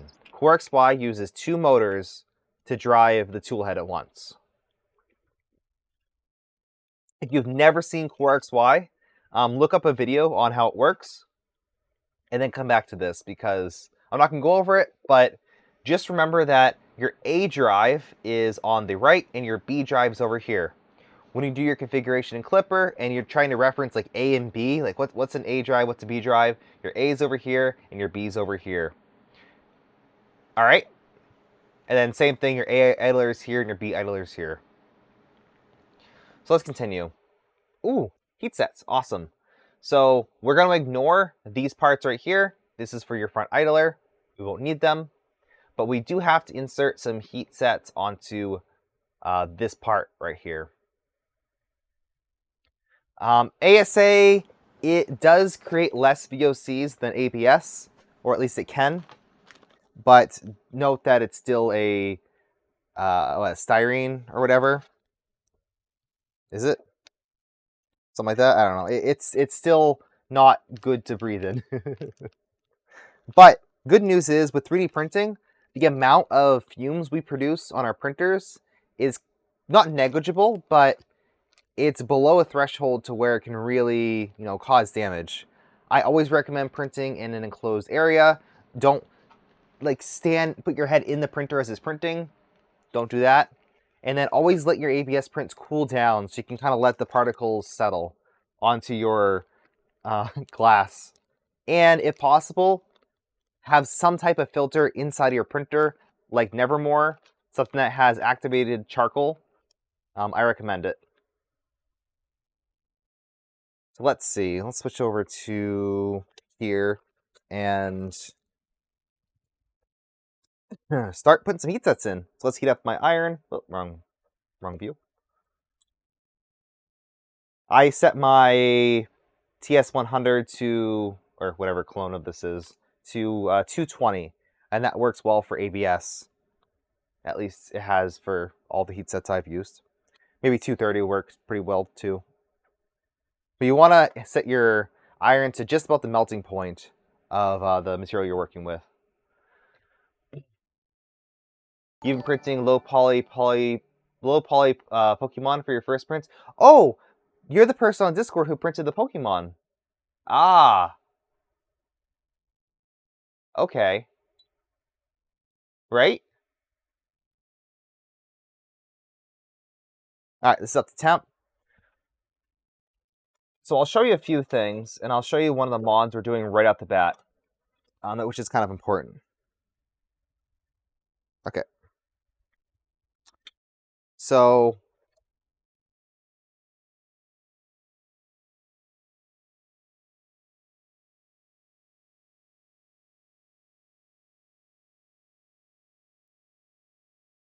for our AB motor mounts, the B is going to stay as is, but the A, which one's our A motor? This one's our A right here. The A mount has the little hole cut in for the cables. So this right here is the stock A motor mount, okay? We need to replace the top top mount, throw that one away, with this right here. It looks nearly identical, but has one important thing, and that is an end stop slot. So this right here will get an end stop. Typically on a Voron, your end stop is mounted on the AB joint. So kind of like on the actual X gantry. But since we're using sensorless on the X, and we don't have a cable chain, we don't really have a spot to put a X end stop. So long story short, the Y-axis gets an end stop, and it's going to install on this motor pod right here. Something I have to look up before. Do I have to wire that?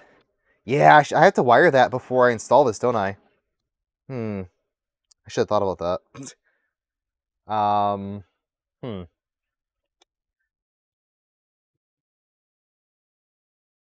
I should have thought about that. Okay.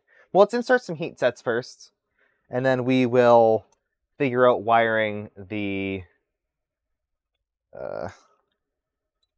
end stop.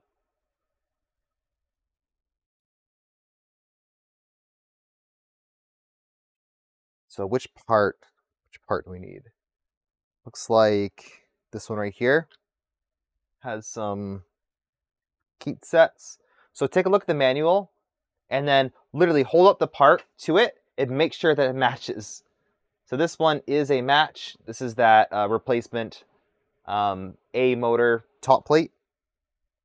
And this gets 2 heat sets on the top, and that will be for your kind of cable. Well, I don't think we even need that. Yeah, we don't need that, do we? I'll put them on anyway, but that's for your cable management. Yeah, we don't need that. I'll put them on. Worst case, I'll have some exposed heat sets. Doesn't matter. Right here. Oh, wrong view again. Beautiful, beautiful bottom of the printer. So what I have to do is wire up an end stop. This printer kit does not come with an X end stop. It comes with X end stop PCB, but not an actual X end stop. So what we could do, and something that you could do, if you have actually, let's do that. All right, I have a solution. Not the ideal solution, but it's a solution.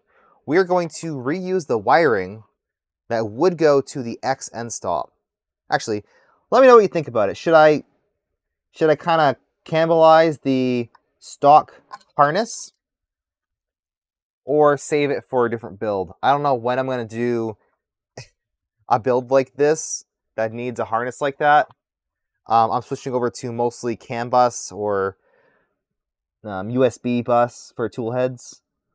Yeah, let's cannibalize it. Let's do that.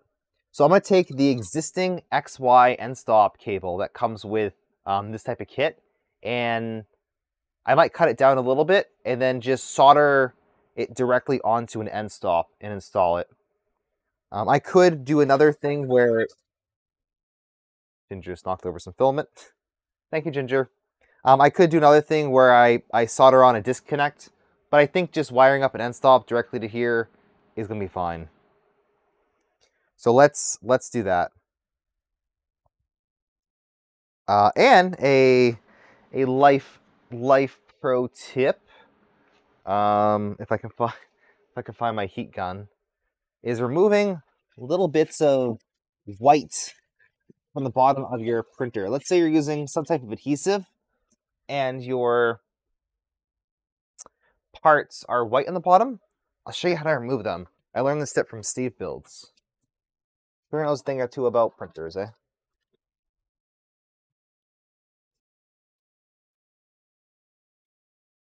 I'll show you this on the other camera. So occasionally, you'll have a situation that looks like this, right? You see this part, and it has a bunch of white on it. That is glue. I use an adhesive on my bed called Maker's Mistress. And that's essentially it's like a liquid glue stick, so it tends to leave this residue. So to remove the residue, you hit it with a heat gun. So hopefully you'll be able to see as this heats up. Takes a second. You'll start to see the whites going away. So move it around a bit. Make sure that you're not heating up one part too much. There we go. So watch that white kind of just go away.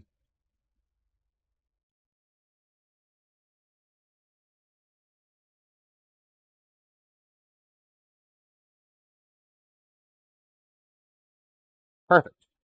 This works really well for ABS because ABS can take a bit of extra heat. Now, I'm going to show you something even cooler. That's cool tip number 1.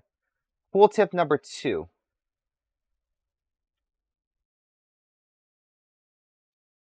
Let's say you have a part. This is that extra piece that I won't need. So let's say you have this part and you... there you go. It actually cracked because I stepped it in half. But let's say you have a part and you have this white bit. So you see how this turned white? That's because it's like a, it's stress or something like that. So if you have a part that you tightened a screw too much into, or something like this happens, you can take your heat gun and then go right on that end of it. So similar to how the glue stick trick works, you can take this and then it'll kind of remelt, realign the polymer chains, whatever it does, I don't know. And then it'll turn back to black. So that's super useful for small cracks, or if you bend something too much. Look at that. Pretty cool, huh? Some parts were damaged in the making of this video. I think that's pretty cool. Also, it is super useful to have a cordless heat gun, but the battery goes quick on it. So I usually like plug, recharge it every time I use it. All right, so let's go back to the manual and see what else I have to do.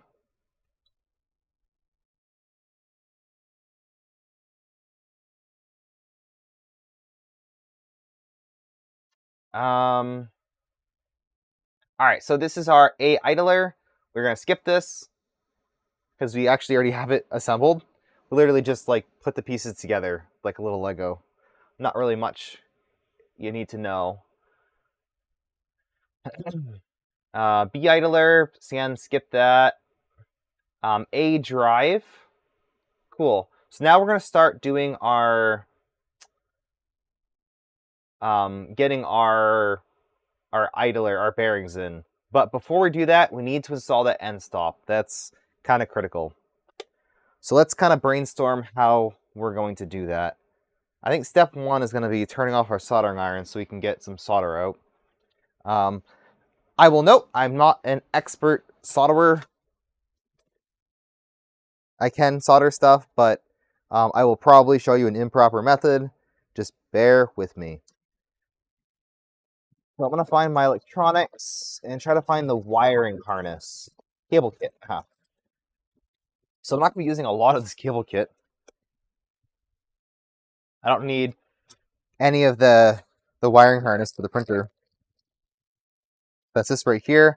I will still use all of the high voltage connections down below and all of like the deck stuff. That'll still be useful. I'll be able to use it. But we're kind of on our own for some things. But should be reasonably easy to wire up. So let's take this harness right here.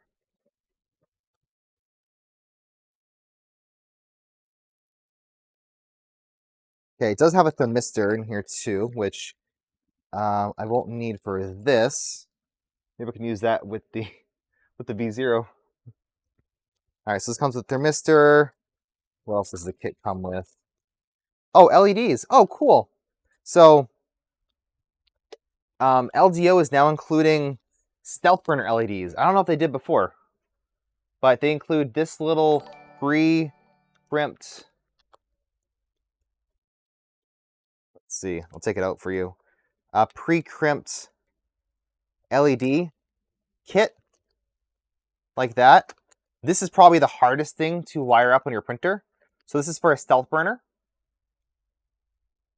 And this is everything you need to wire up or light up your Stealthchanger.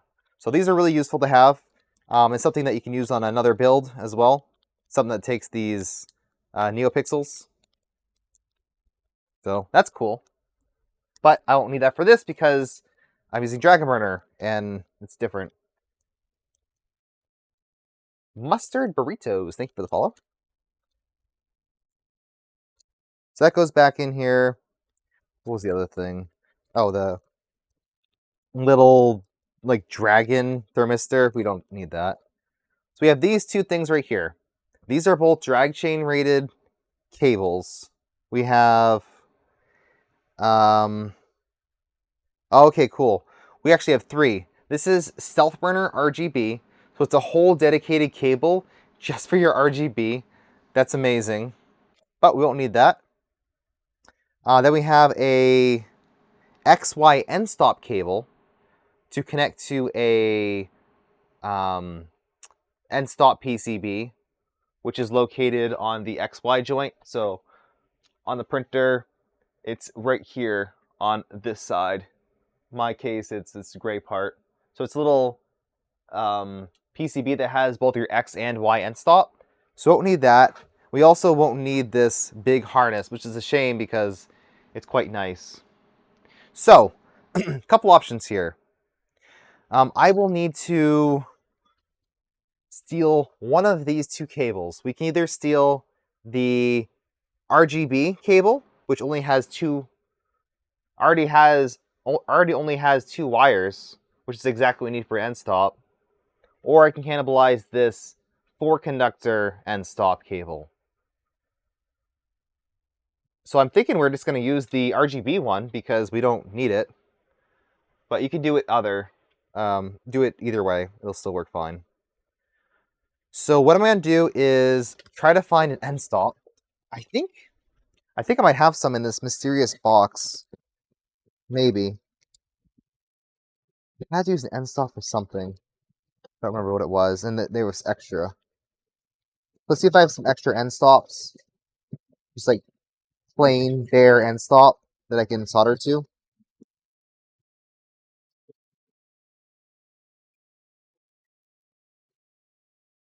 Aha! We do.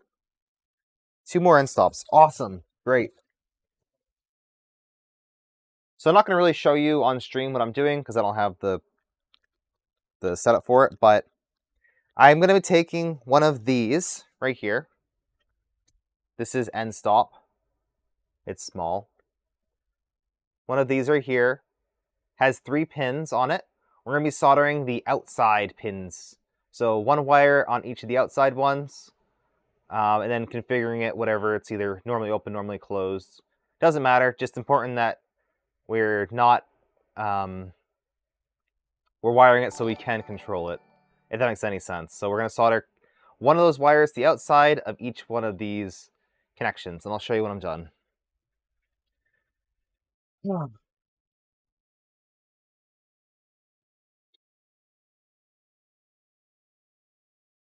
All right. Give me a follow on Instagram. I don't use Instagram that much, honestly. At least I don't post on it. I'd love to really get into the groove and start posting on more social media things, but I just stick with Twitter. That's kind of where my main audience is, and I haven't grown on other platforms yet. So I stick with Twitter. And I print a lot of things, but I don't take pictures of my work. That's probably my biggest downfall of 3D printing, is I print so many things, but I don't share what I print. Or I'll share it, but it's not really in a pleasant way. So I'm going to take my heat set tip. This is a special CNC kitchen tip. I recommend these. And I'm going to replace it with the stock soldering tip for this iron. I kind of want a second iron just so I can dedicate it to soldering, but, you know, this works. And it's free because I already own it. All right, so I'm going to plug this in. And solder takes about the same temperature as filament, so I'm going to keep that right there preheated. Now I need to do two things. Number one, I need to pick a side. I'm going to pick the extension side because I know we don't need that. Might have to rewire this and repin this, but that's okay. Oh wow, this is already jank. Step one is untangle the wires. There we go. And I'm going to cut off one side of this right here.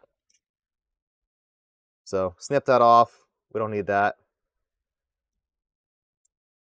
Then I'm going to strip back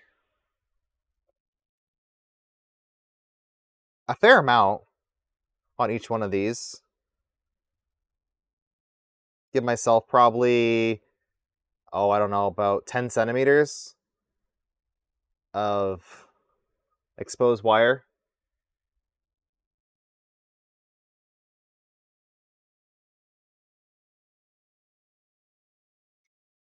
Right.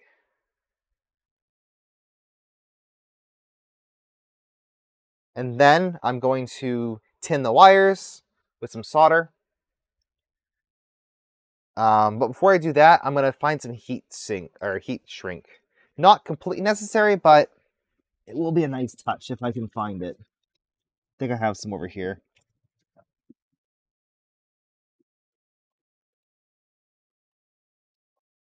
Now, I do believe you can buy a cable like this pre-made, like a pre-wired end stop.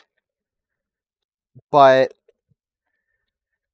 yeah, with this build, you are expected to do a little bit of modification, which might include soldering or crimping. So I'm going to take some heat shrink and cut it and just slide on the heat shrink before I start doing all this stuff, because I'm probably going to forget it. Heat shrink isn't necessary, but just makes a nice clean joint, and we know we're not going to short anything out. Solder. Should be right here somewhere.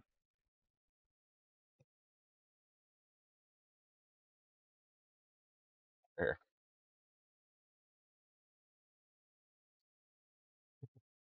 I have one of the best Twitch streams. Well, there's really, I mean, I wouldn't say the best, but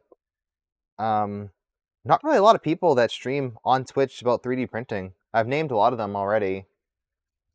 Now, of course, we have Pezliz. She streams a lot of her makes. So she's a 3D printing monster. Always lots of stuff to see on her streams.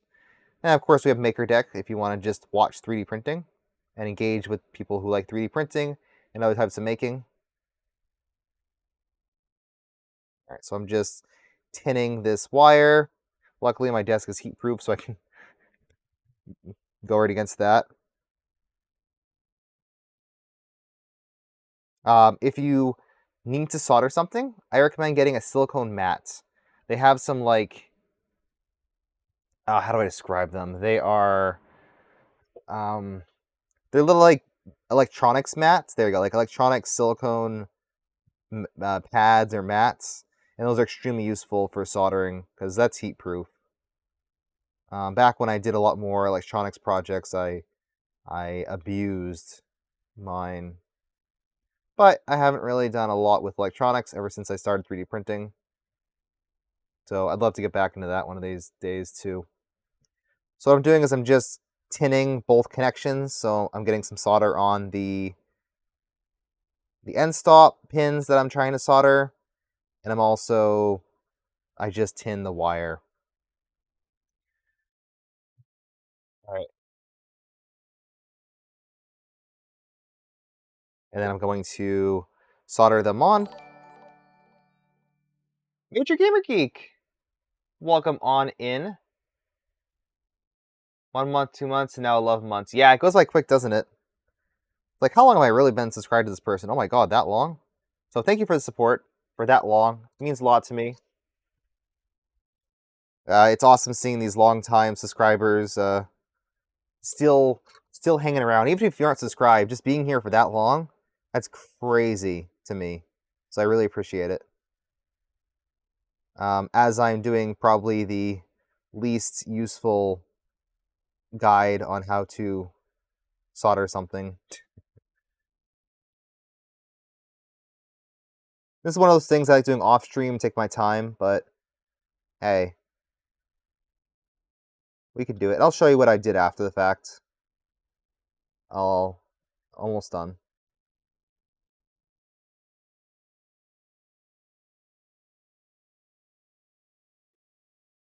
These are just end stops, so they don't have to be soldered perfectly. Like, this does not have to be a world-class joint.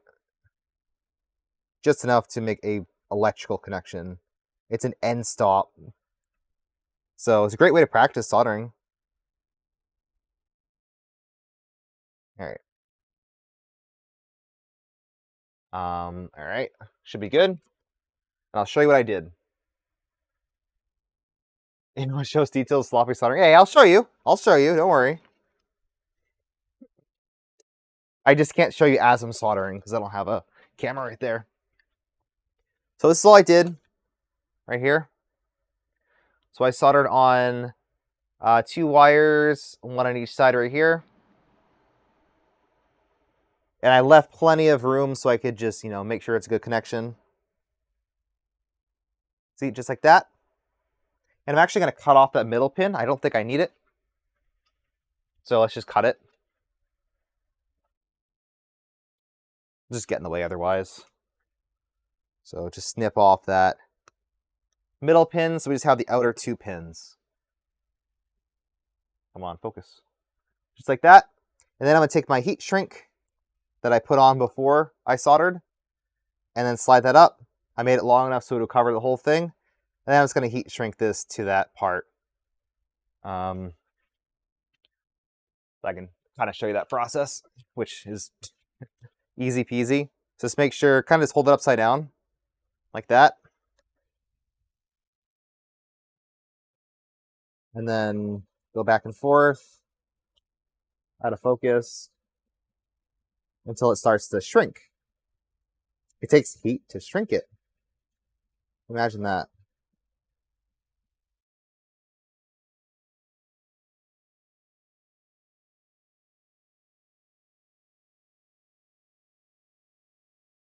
Okay, it's starting to shrink. We're really looking to get a good connection on the part near where we soldered. Not really a connection, but it kind of holds it all in place. And this is another thing that'll help prevent the wire from disconnecting once it's done. There is our professionally done wire. You can tell it's professional because it says heat shrink. Bam! Let's hope this fits. I didn't actually test fit this first. So useful that we got the the kit from LDO because it came with that extra wire that was unused. And of course, I recommend repurposing this wire for other stuff. You might be able to use this for other parts of this build. So don't just throw this away. Save it. It's a very nice wire. You'll use it for something, I guarantee. So we're done with that. You don't have a soldering iron, need one. There are a lot of relatively inexpensive soldering irons on AliExpress. And if you message me on Discord, I can link a couple that are worth picking up. We're talking about 30 bucks. 30, 40 bucks. Assuming that you already have a charger. But I can give you a couple of suggestions over there. Alright, so that's it for the cables. I literally won't need this for the rest of the build. Now this part right here. So this is a mod. And installs like like this. So here is the modified part on top here. And the end stop will slot in just like this. I don't know if it matters which way the pin faces. I'm going to look at the instructions. So it either goes like this or it goes like that. I don't know which one is correct. Let me just take a look at my 2.4 gantry over here and see where it touches.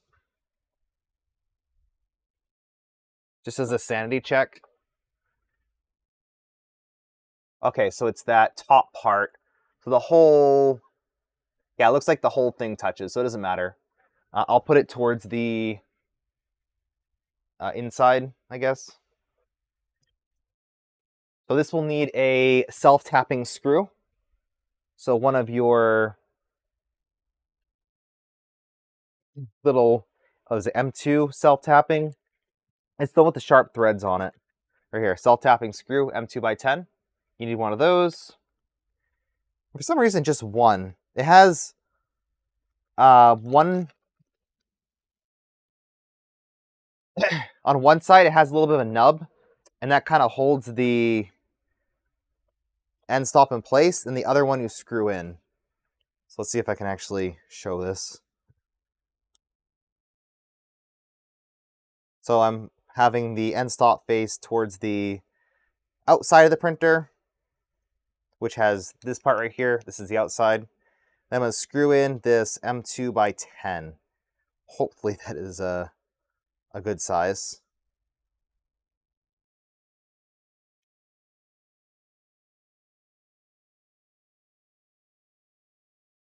That'll screw right into the plastic.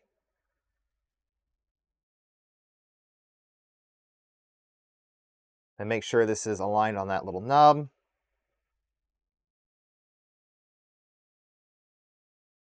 And are we good? I think we are good. I don't like how loose it is, though. I really don't like that. I wish it was just screwed in with 2 screws. Alright, I'm gonna reverse that. I changed my mind.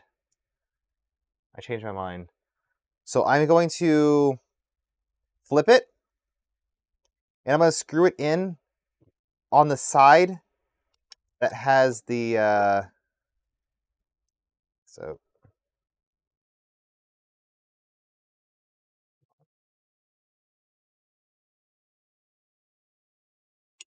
hold please. Gonna back up the screw. I'm gonna try screwing it in on the side that has the switch, so it holds the switch in place a little bit better. So instead of on that side right here, I'm gonna do it on that side because that's where the lever is. I just want to make sure that as the gantry is pressing up against the switch, it has the least amount of play as possible. So I think that is a better solution. Honestly, you can just throw like a little bit of hot glue on too, just to keep it in place. That's not a terrible solution. So just like put a dab of hot glue right here. So now when we depress this switch right here, because that screw is right behind it, it's not moving it. So that'll be good. Plenty accurate. And I think the way that we run the cables, we have to run them like to this side right here. They'll have to be kind of bent and out of the way. So I'll have to play around with that. But we want to make sure it doesn't touch the motor here, or well, the pulley that's going to be here. So I think that's how it goes. I don't see any other ways of it easily going. So like that. Cool. So that's that mod. And you can do this on your Voron too as well. If you're running a can tool head and you don't have XY end stops, you can actually put or if you don't have your end stop on the gantry, like a stock build, you can have this end stop on your Y, And then most tool heads will support an X end stop. So, for example, on Dragon Burner, this is the back plate that has a slot for an end stop. So you'd screw that on, then this would use, the end stop is mounted on the tool head instead of on the frame, if that makes sense. Ooh. Yeah, Omron switches. All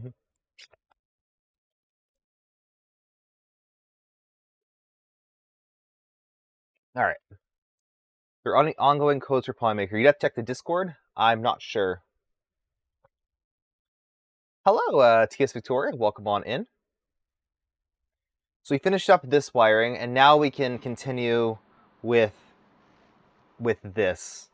It'll be kind of annoying because we'll have this wire, but we'll just work around it. So this is for the motor motor assembly. So these are our idlers for the motor pod thingy. So this was the part that we just put an end stop in, which has that cutout. And we're going to find our M5 by 30 screws. And then we're going to do this idler stack. So this is a typical Voron idler stack. And that idler stack consists of an M5 shim, a flanged bearing, a bearing, and then another shim. And then one side will have this setup, and then the other side will have two of those. So it'll be shim, bearing, bearing, shim, shim, bearing, bearing, shim. So that's important to note. Once you do it, you get the hang of it. So I'll go and move this out of the way, and then I'll just work on it over here. We'll actually have to move this because we're going to install, and we're going to build the entire gantry off of the printer and then install on the printer. It's kind of fun. All right, so let's grab our parts we need. So this right here. Then we need our M5 by 30.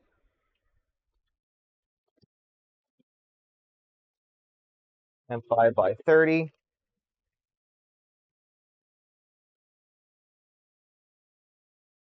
Right here.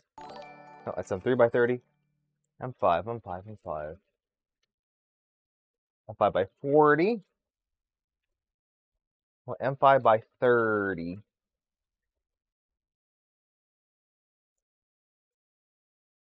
What the heck are they? Here they are. I've already used them. So there those are. So I just need two of them for this little adventure. Hyper Robotics, thank you for gifting a tier 1 sub to Victoria. Thank you so much. Really appreciate it.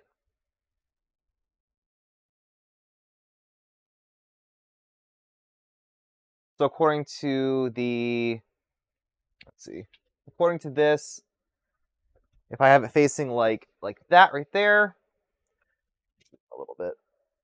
If I have it facing like this, I am dropping in one of the idlers here. Well, bearings. This here, and then that like there. Not today, chainsaw, sorry. So that like that. Okay, perfect.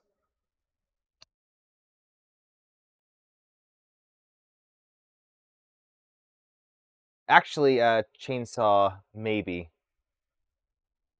Maybe.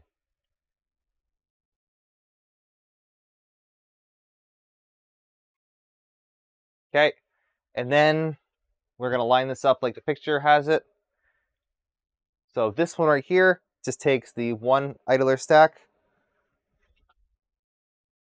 So I need my precision shims. LDO includes these brass shims. They're pretty nice.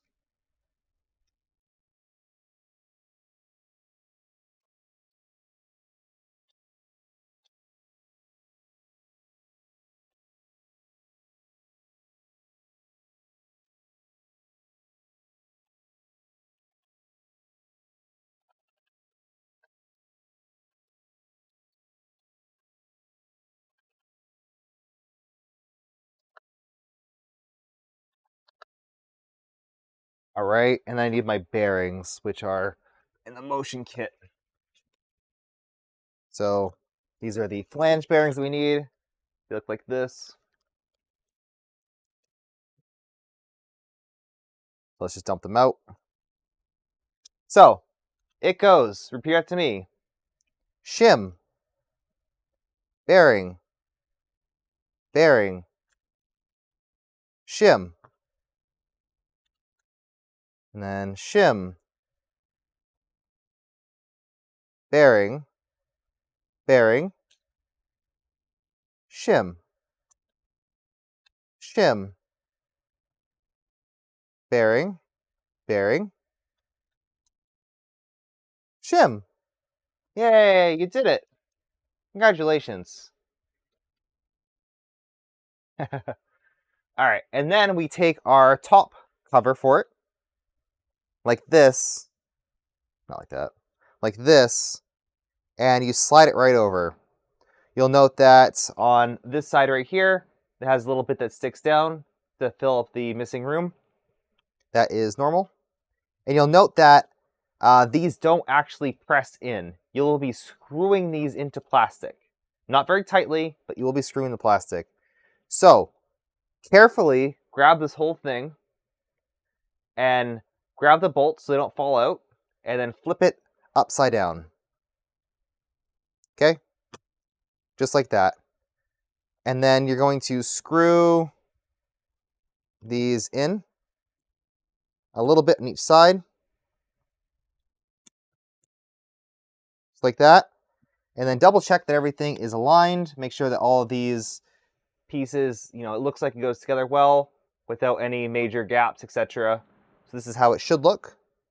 Yes, it'll have like a little bit of a seam, but it shouldn't be like a major, everything should line up. So once that's all lined up, hold it together, and you want to screw the heads so they're flush. As soon as it stops spinning, with almost no effort, stop. Same thing for this. Screw it in until it takes significantly more effort and stop. So now that these are in, give these a little wiggle, back and forth. Not this way, but up and down. Make sure there's absolutely no play in these bearings. Same thing for this one, make sure there's no play. This one, I feel a slight play. I don't know if I can show it on camera, but it has a little bit of movement. I'm going to take this screw and tighten it a little. Just enough until there's no more play in this bearing. It's okay if there's a little bit, honestly, it's fine. But you don't want there to be excessive play here. There we go. That is one done. This little cable is going to get a little bit annoying, but that's okay. You can honestly maybe have the cable come up this way.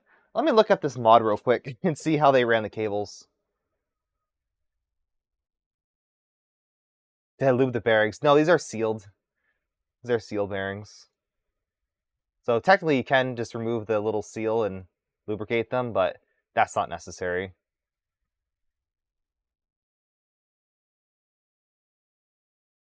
Let me find, I don't even know where I found this, to be completely honest. Oh, geez. Shoot. Where the heck? Okay, it might be my Discord. Give me a second here.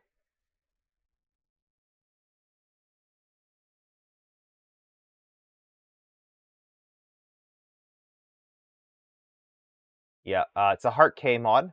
It's the Y end stop relocation. Okay, here we go. So browsing. So this is what it should look like. Interesting. Yeah, so they have it. So the switch is over here. I have it the other way. So it should be fine. I don't have the lever on mine. I think it's gonna be fine. Actually, is that gonna be an issue? That mine doesn't have a lever. That might be an issue. Might be an issue.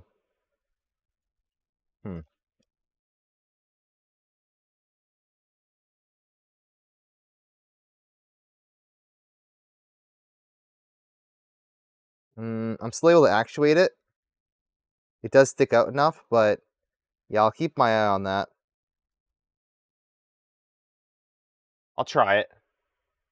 Why isn't he a lever? Because the actual motion, that would depress it even further. So if this is recessed, the gantry can't physically home against it.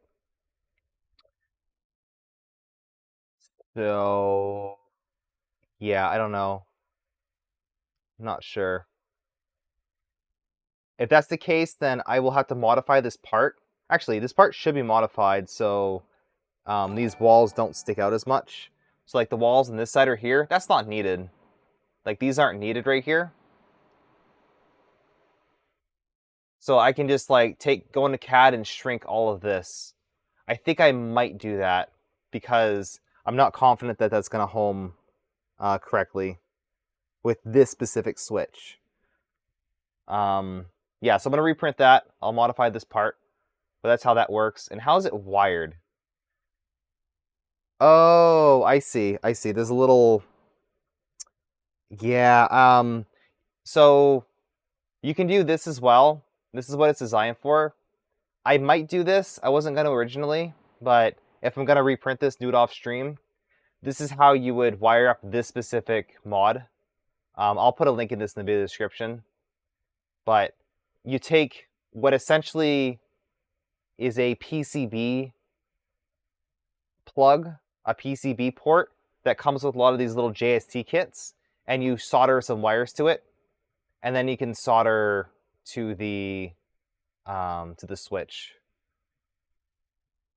So I think I'll do that. I'll modify the part slightly so we don't have to, so we don't need a lever, and then I'll do this as well now that I have a little bit of time. All right. So I think that'll probably conclude it for today.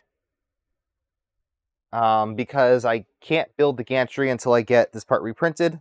So I'll design this off stream and get it fixed up. And then do the whole gantry. But that's the process for the idlers. Then you install the motor. It's pretty easy. There's a lot of guides on how to build a Voron gantry. And it'll be mostly the same. But that's the only difference on this whole entire gantry is we have that end stop. Also, we won't have the connectors. I can show you exactly what we're not doing right here. So we're not installing this red piece right here. That is for a drag chain, so that'll just be missing. And because of that, these screws will be slightly shorter. So we'll have to use whatever size that is. So that's not a big deal. And on the very bottom of it, which they do last for some reason. Let's see. This is the gantry. It's way down there, isn't it? Still have afterburner. That's funny. Oh, come on now. Yeah, this right here. This is the XY end stop. See that?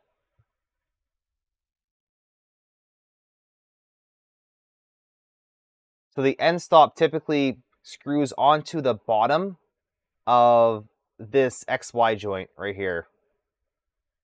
So we're just not going to have this part at all. It's just not necessary. Or if we're going to have it, it's just going to be not doing anything. But we should be able to bypass that. No problem. Yes, I'll be doing Dragon Burner. I have... Where is it? A little mock-up. Right here. So something like this. So it mounts directly onto the carriage. And I have an inductive probe on there too. Just for kicks. Just to get set up for the first time. So that'll be fun. But, that being said, every time.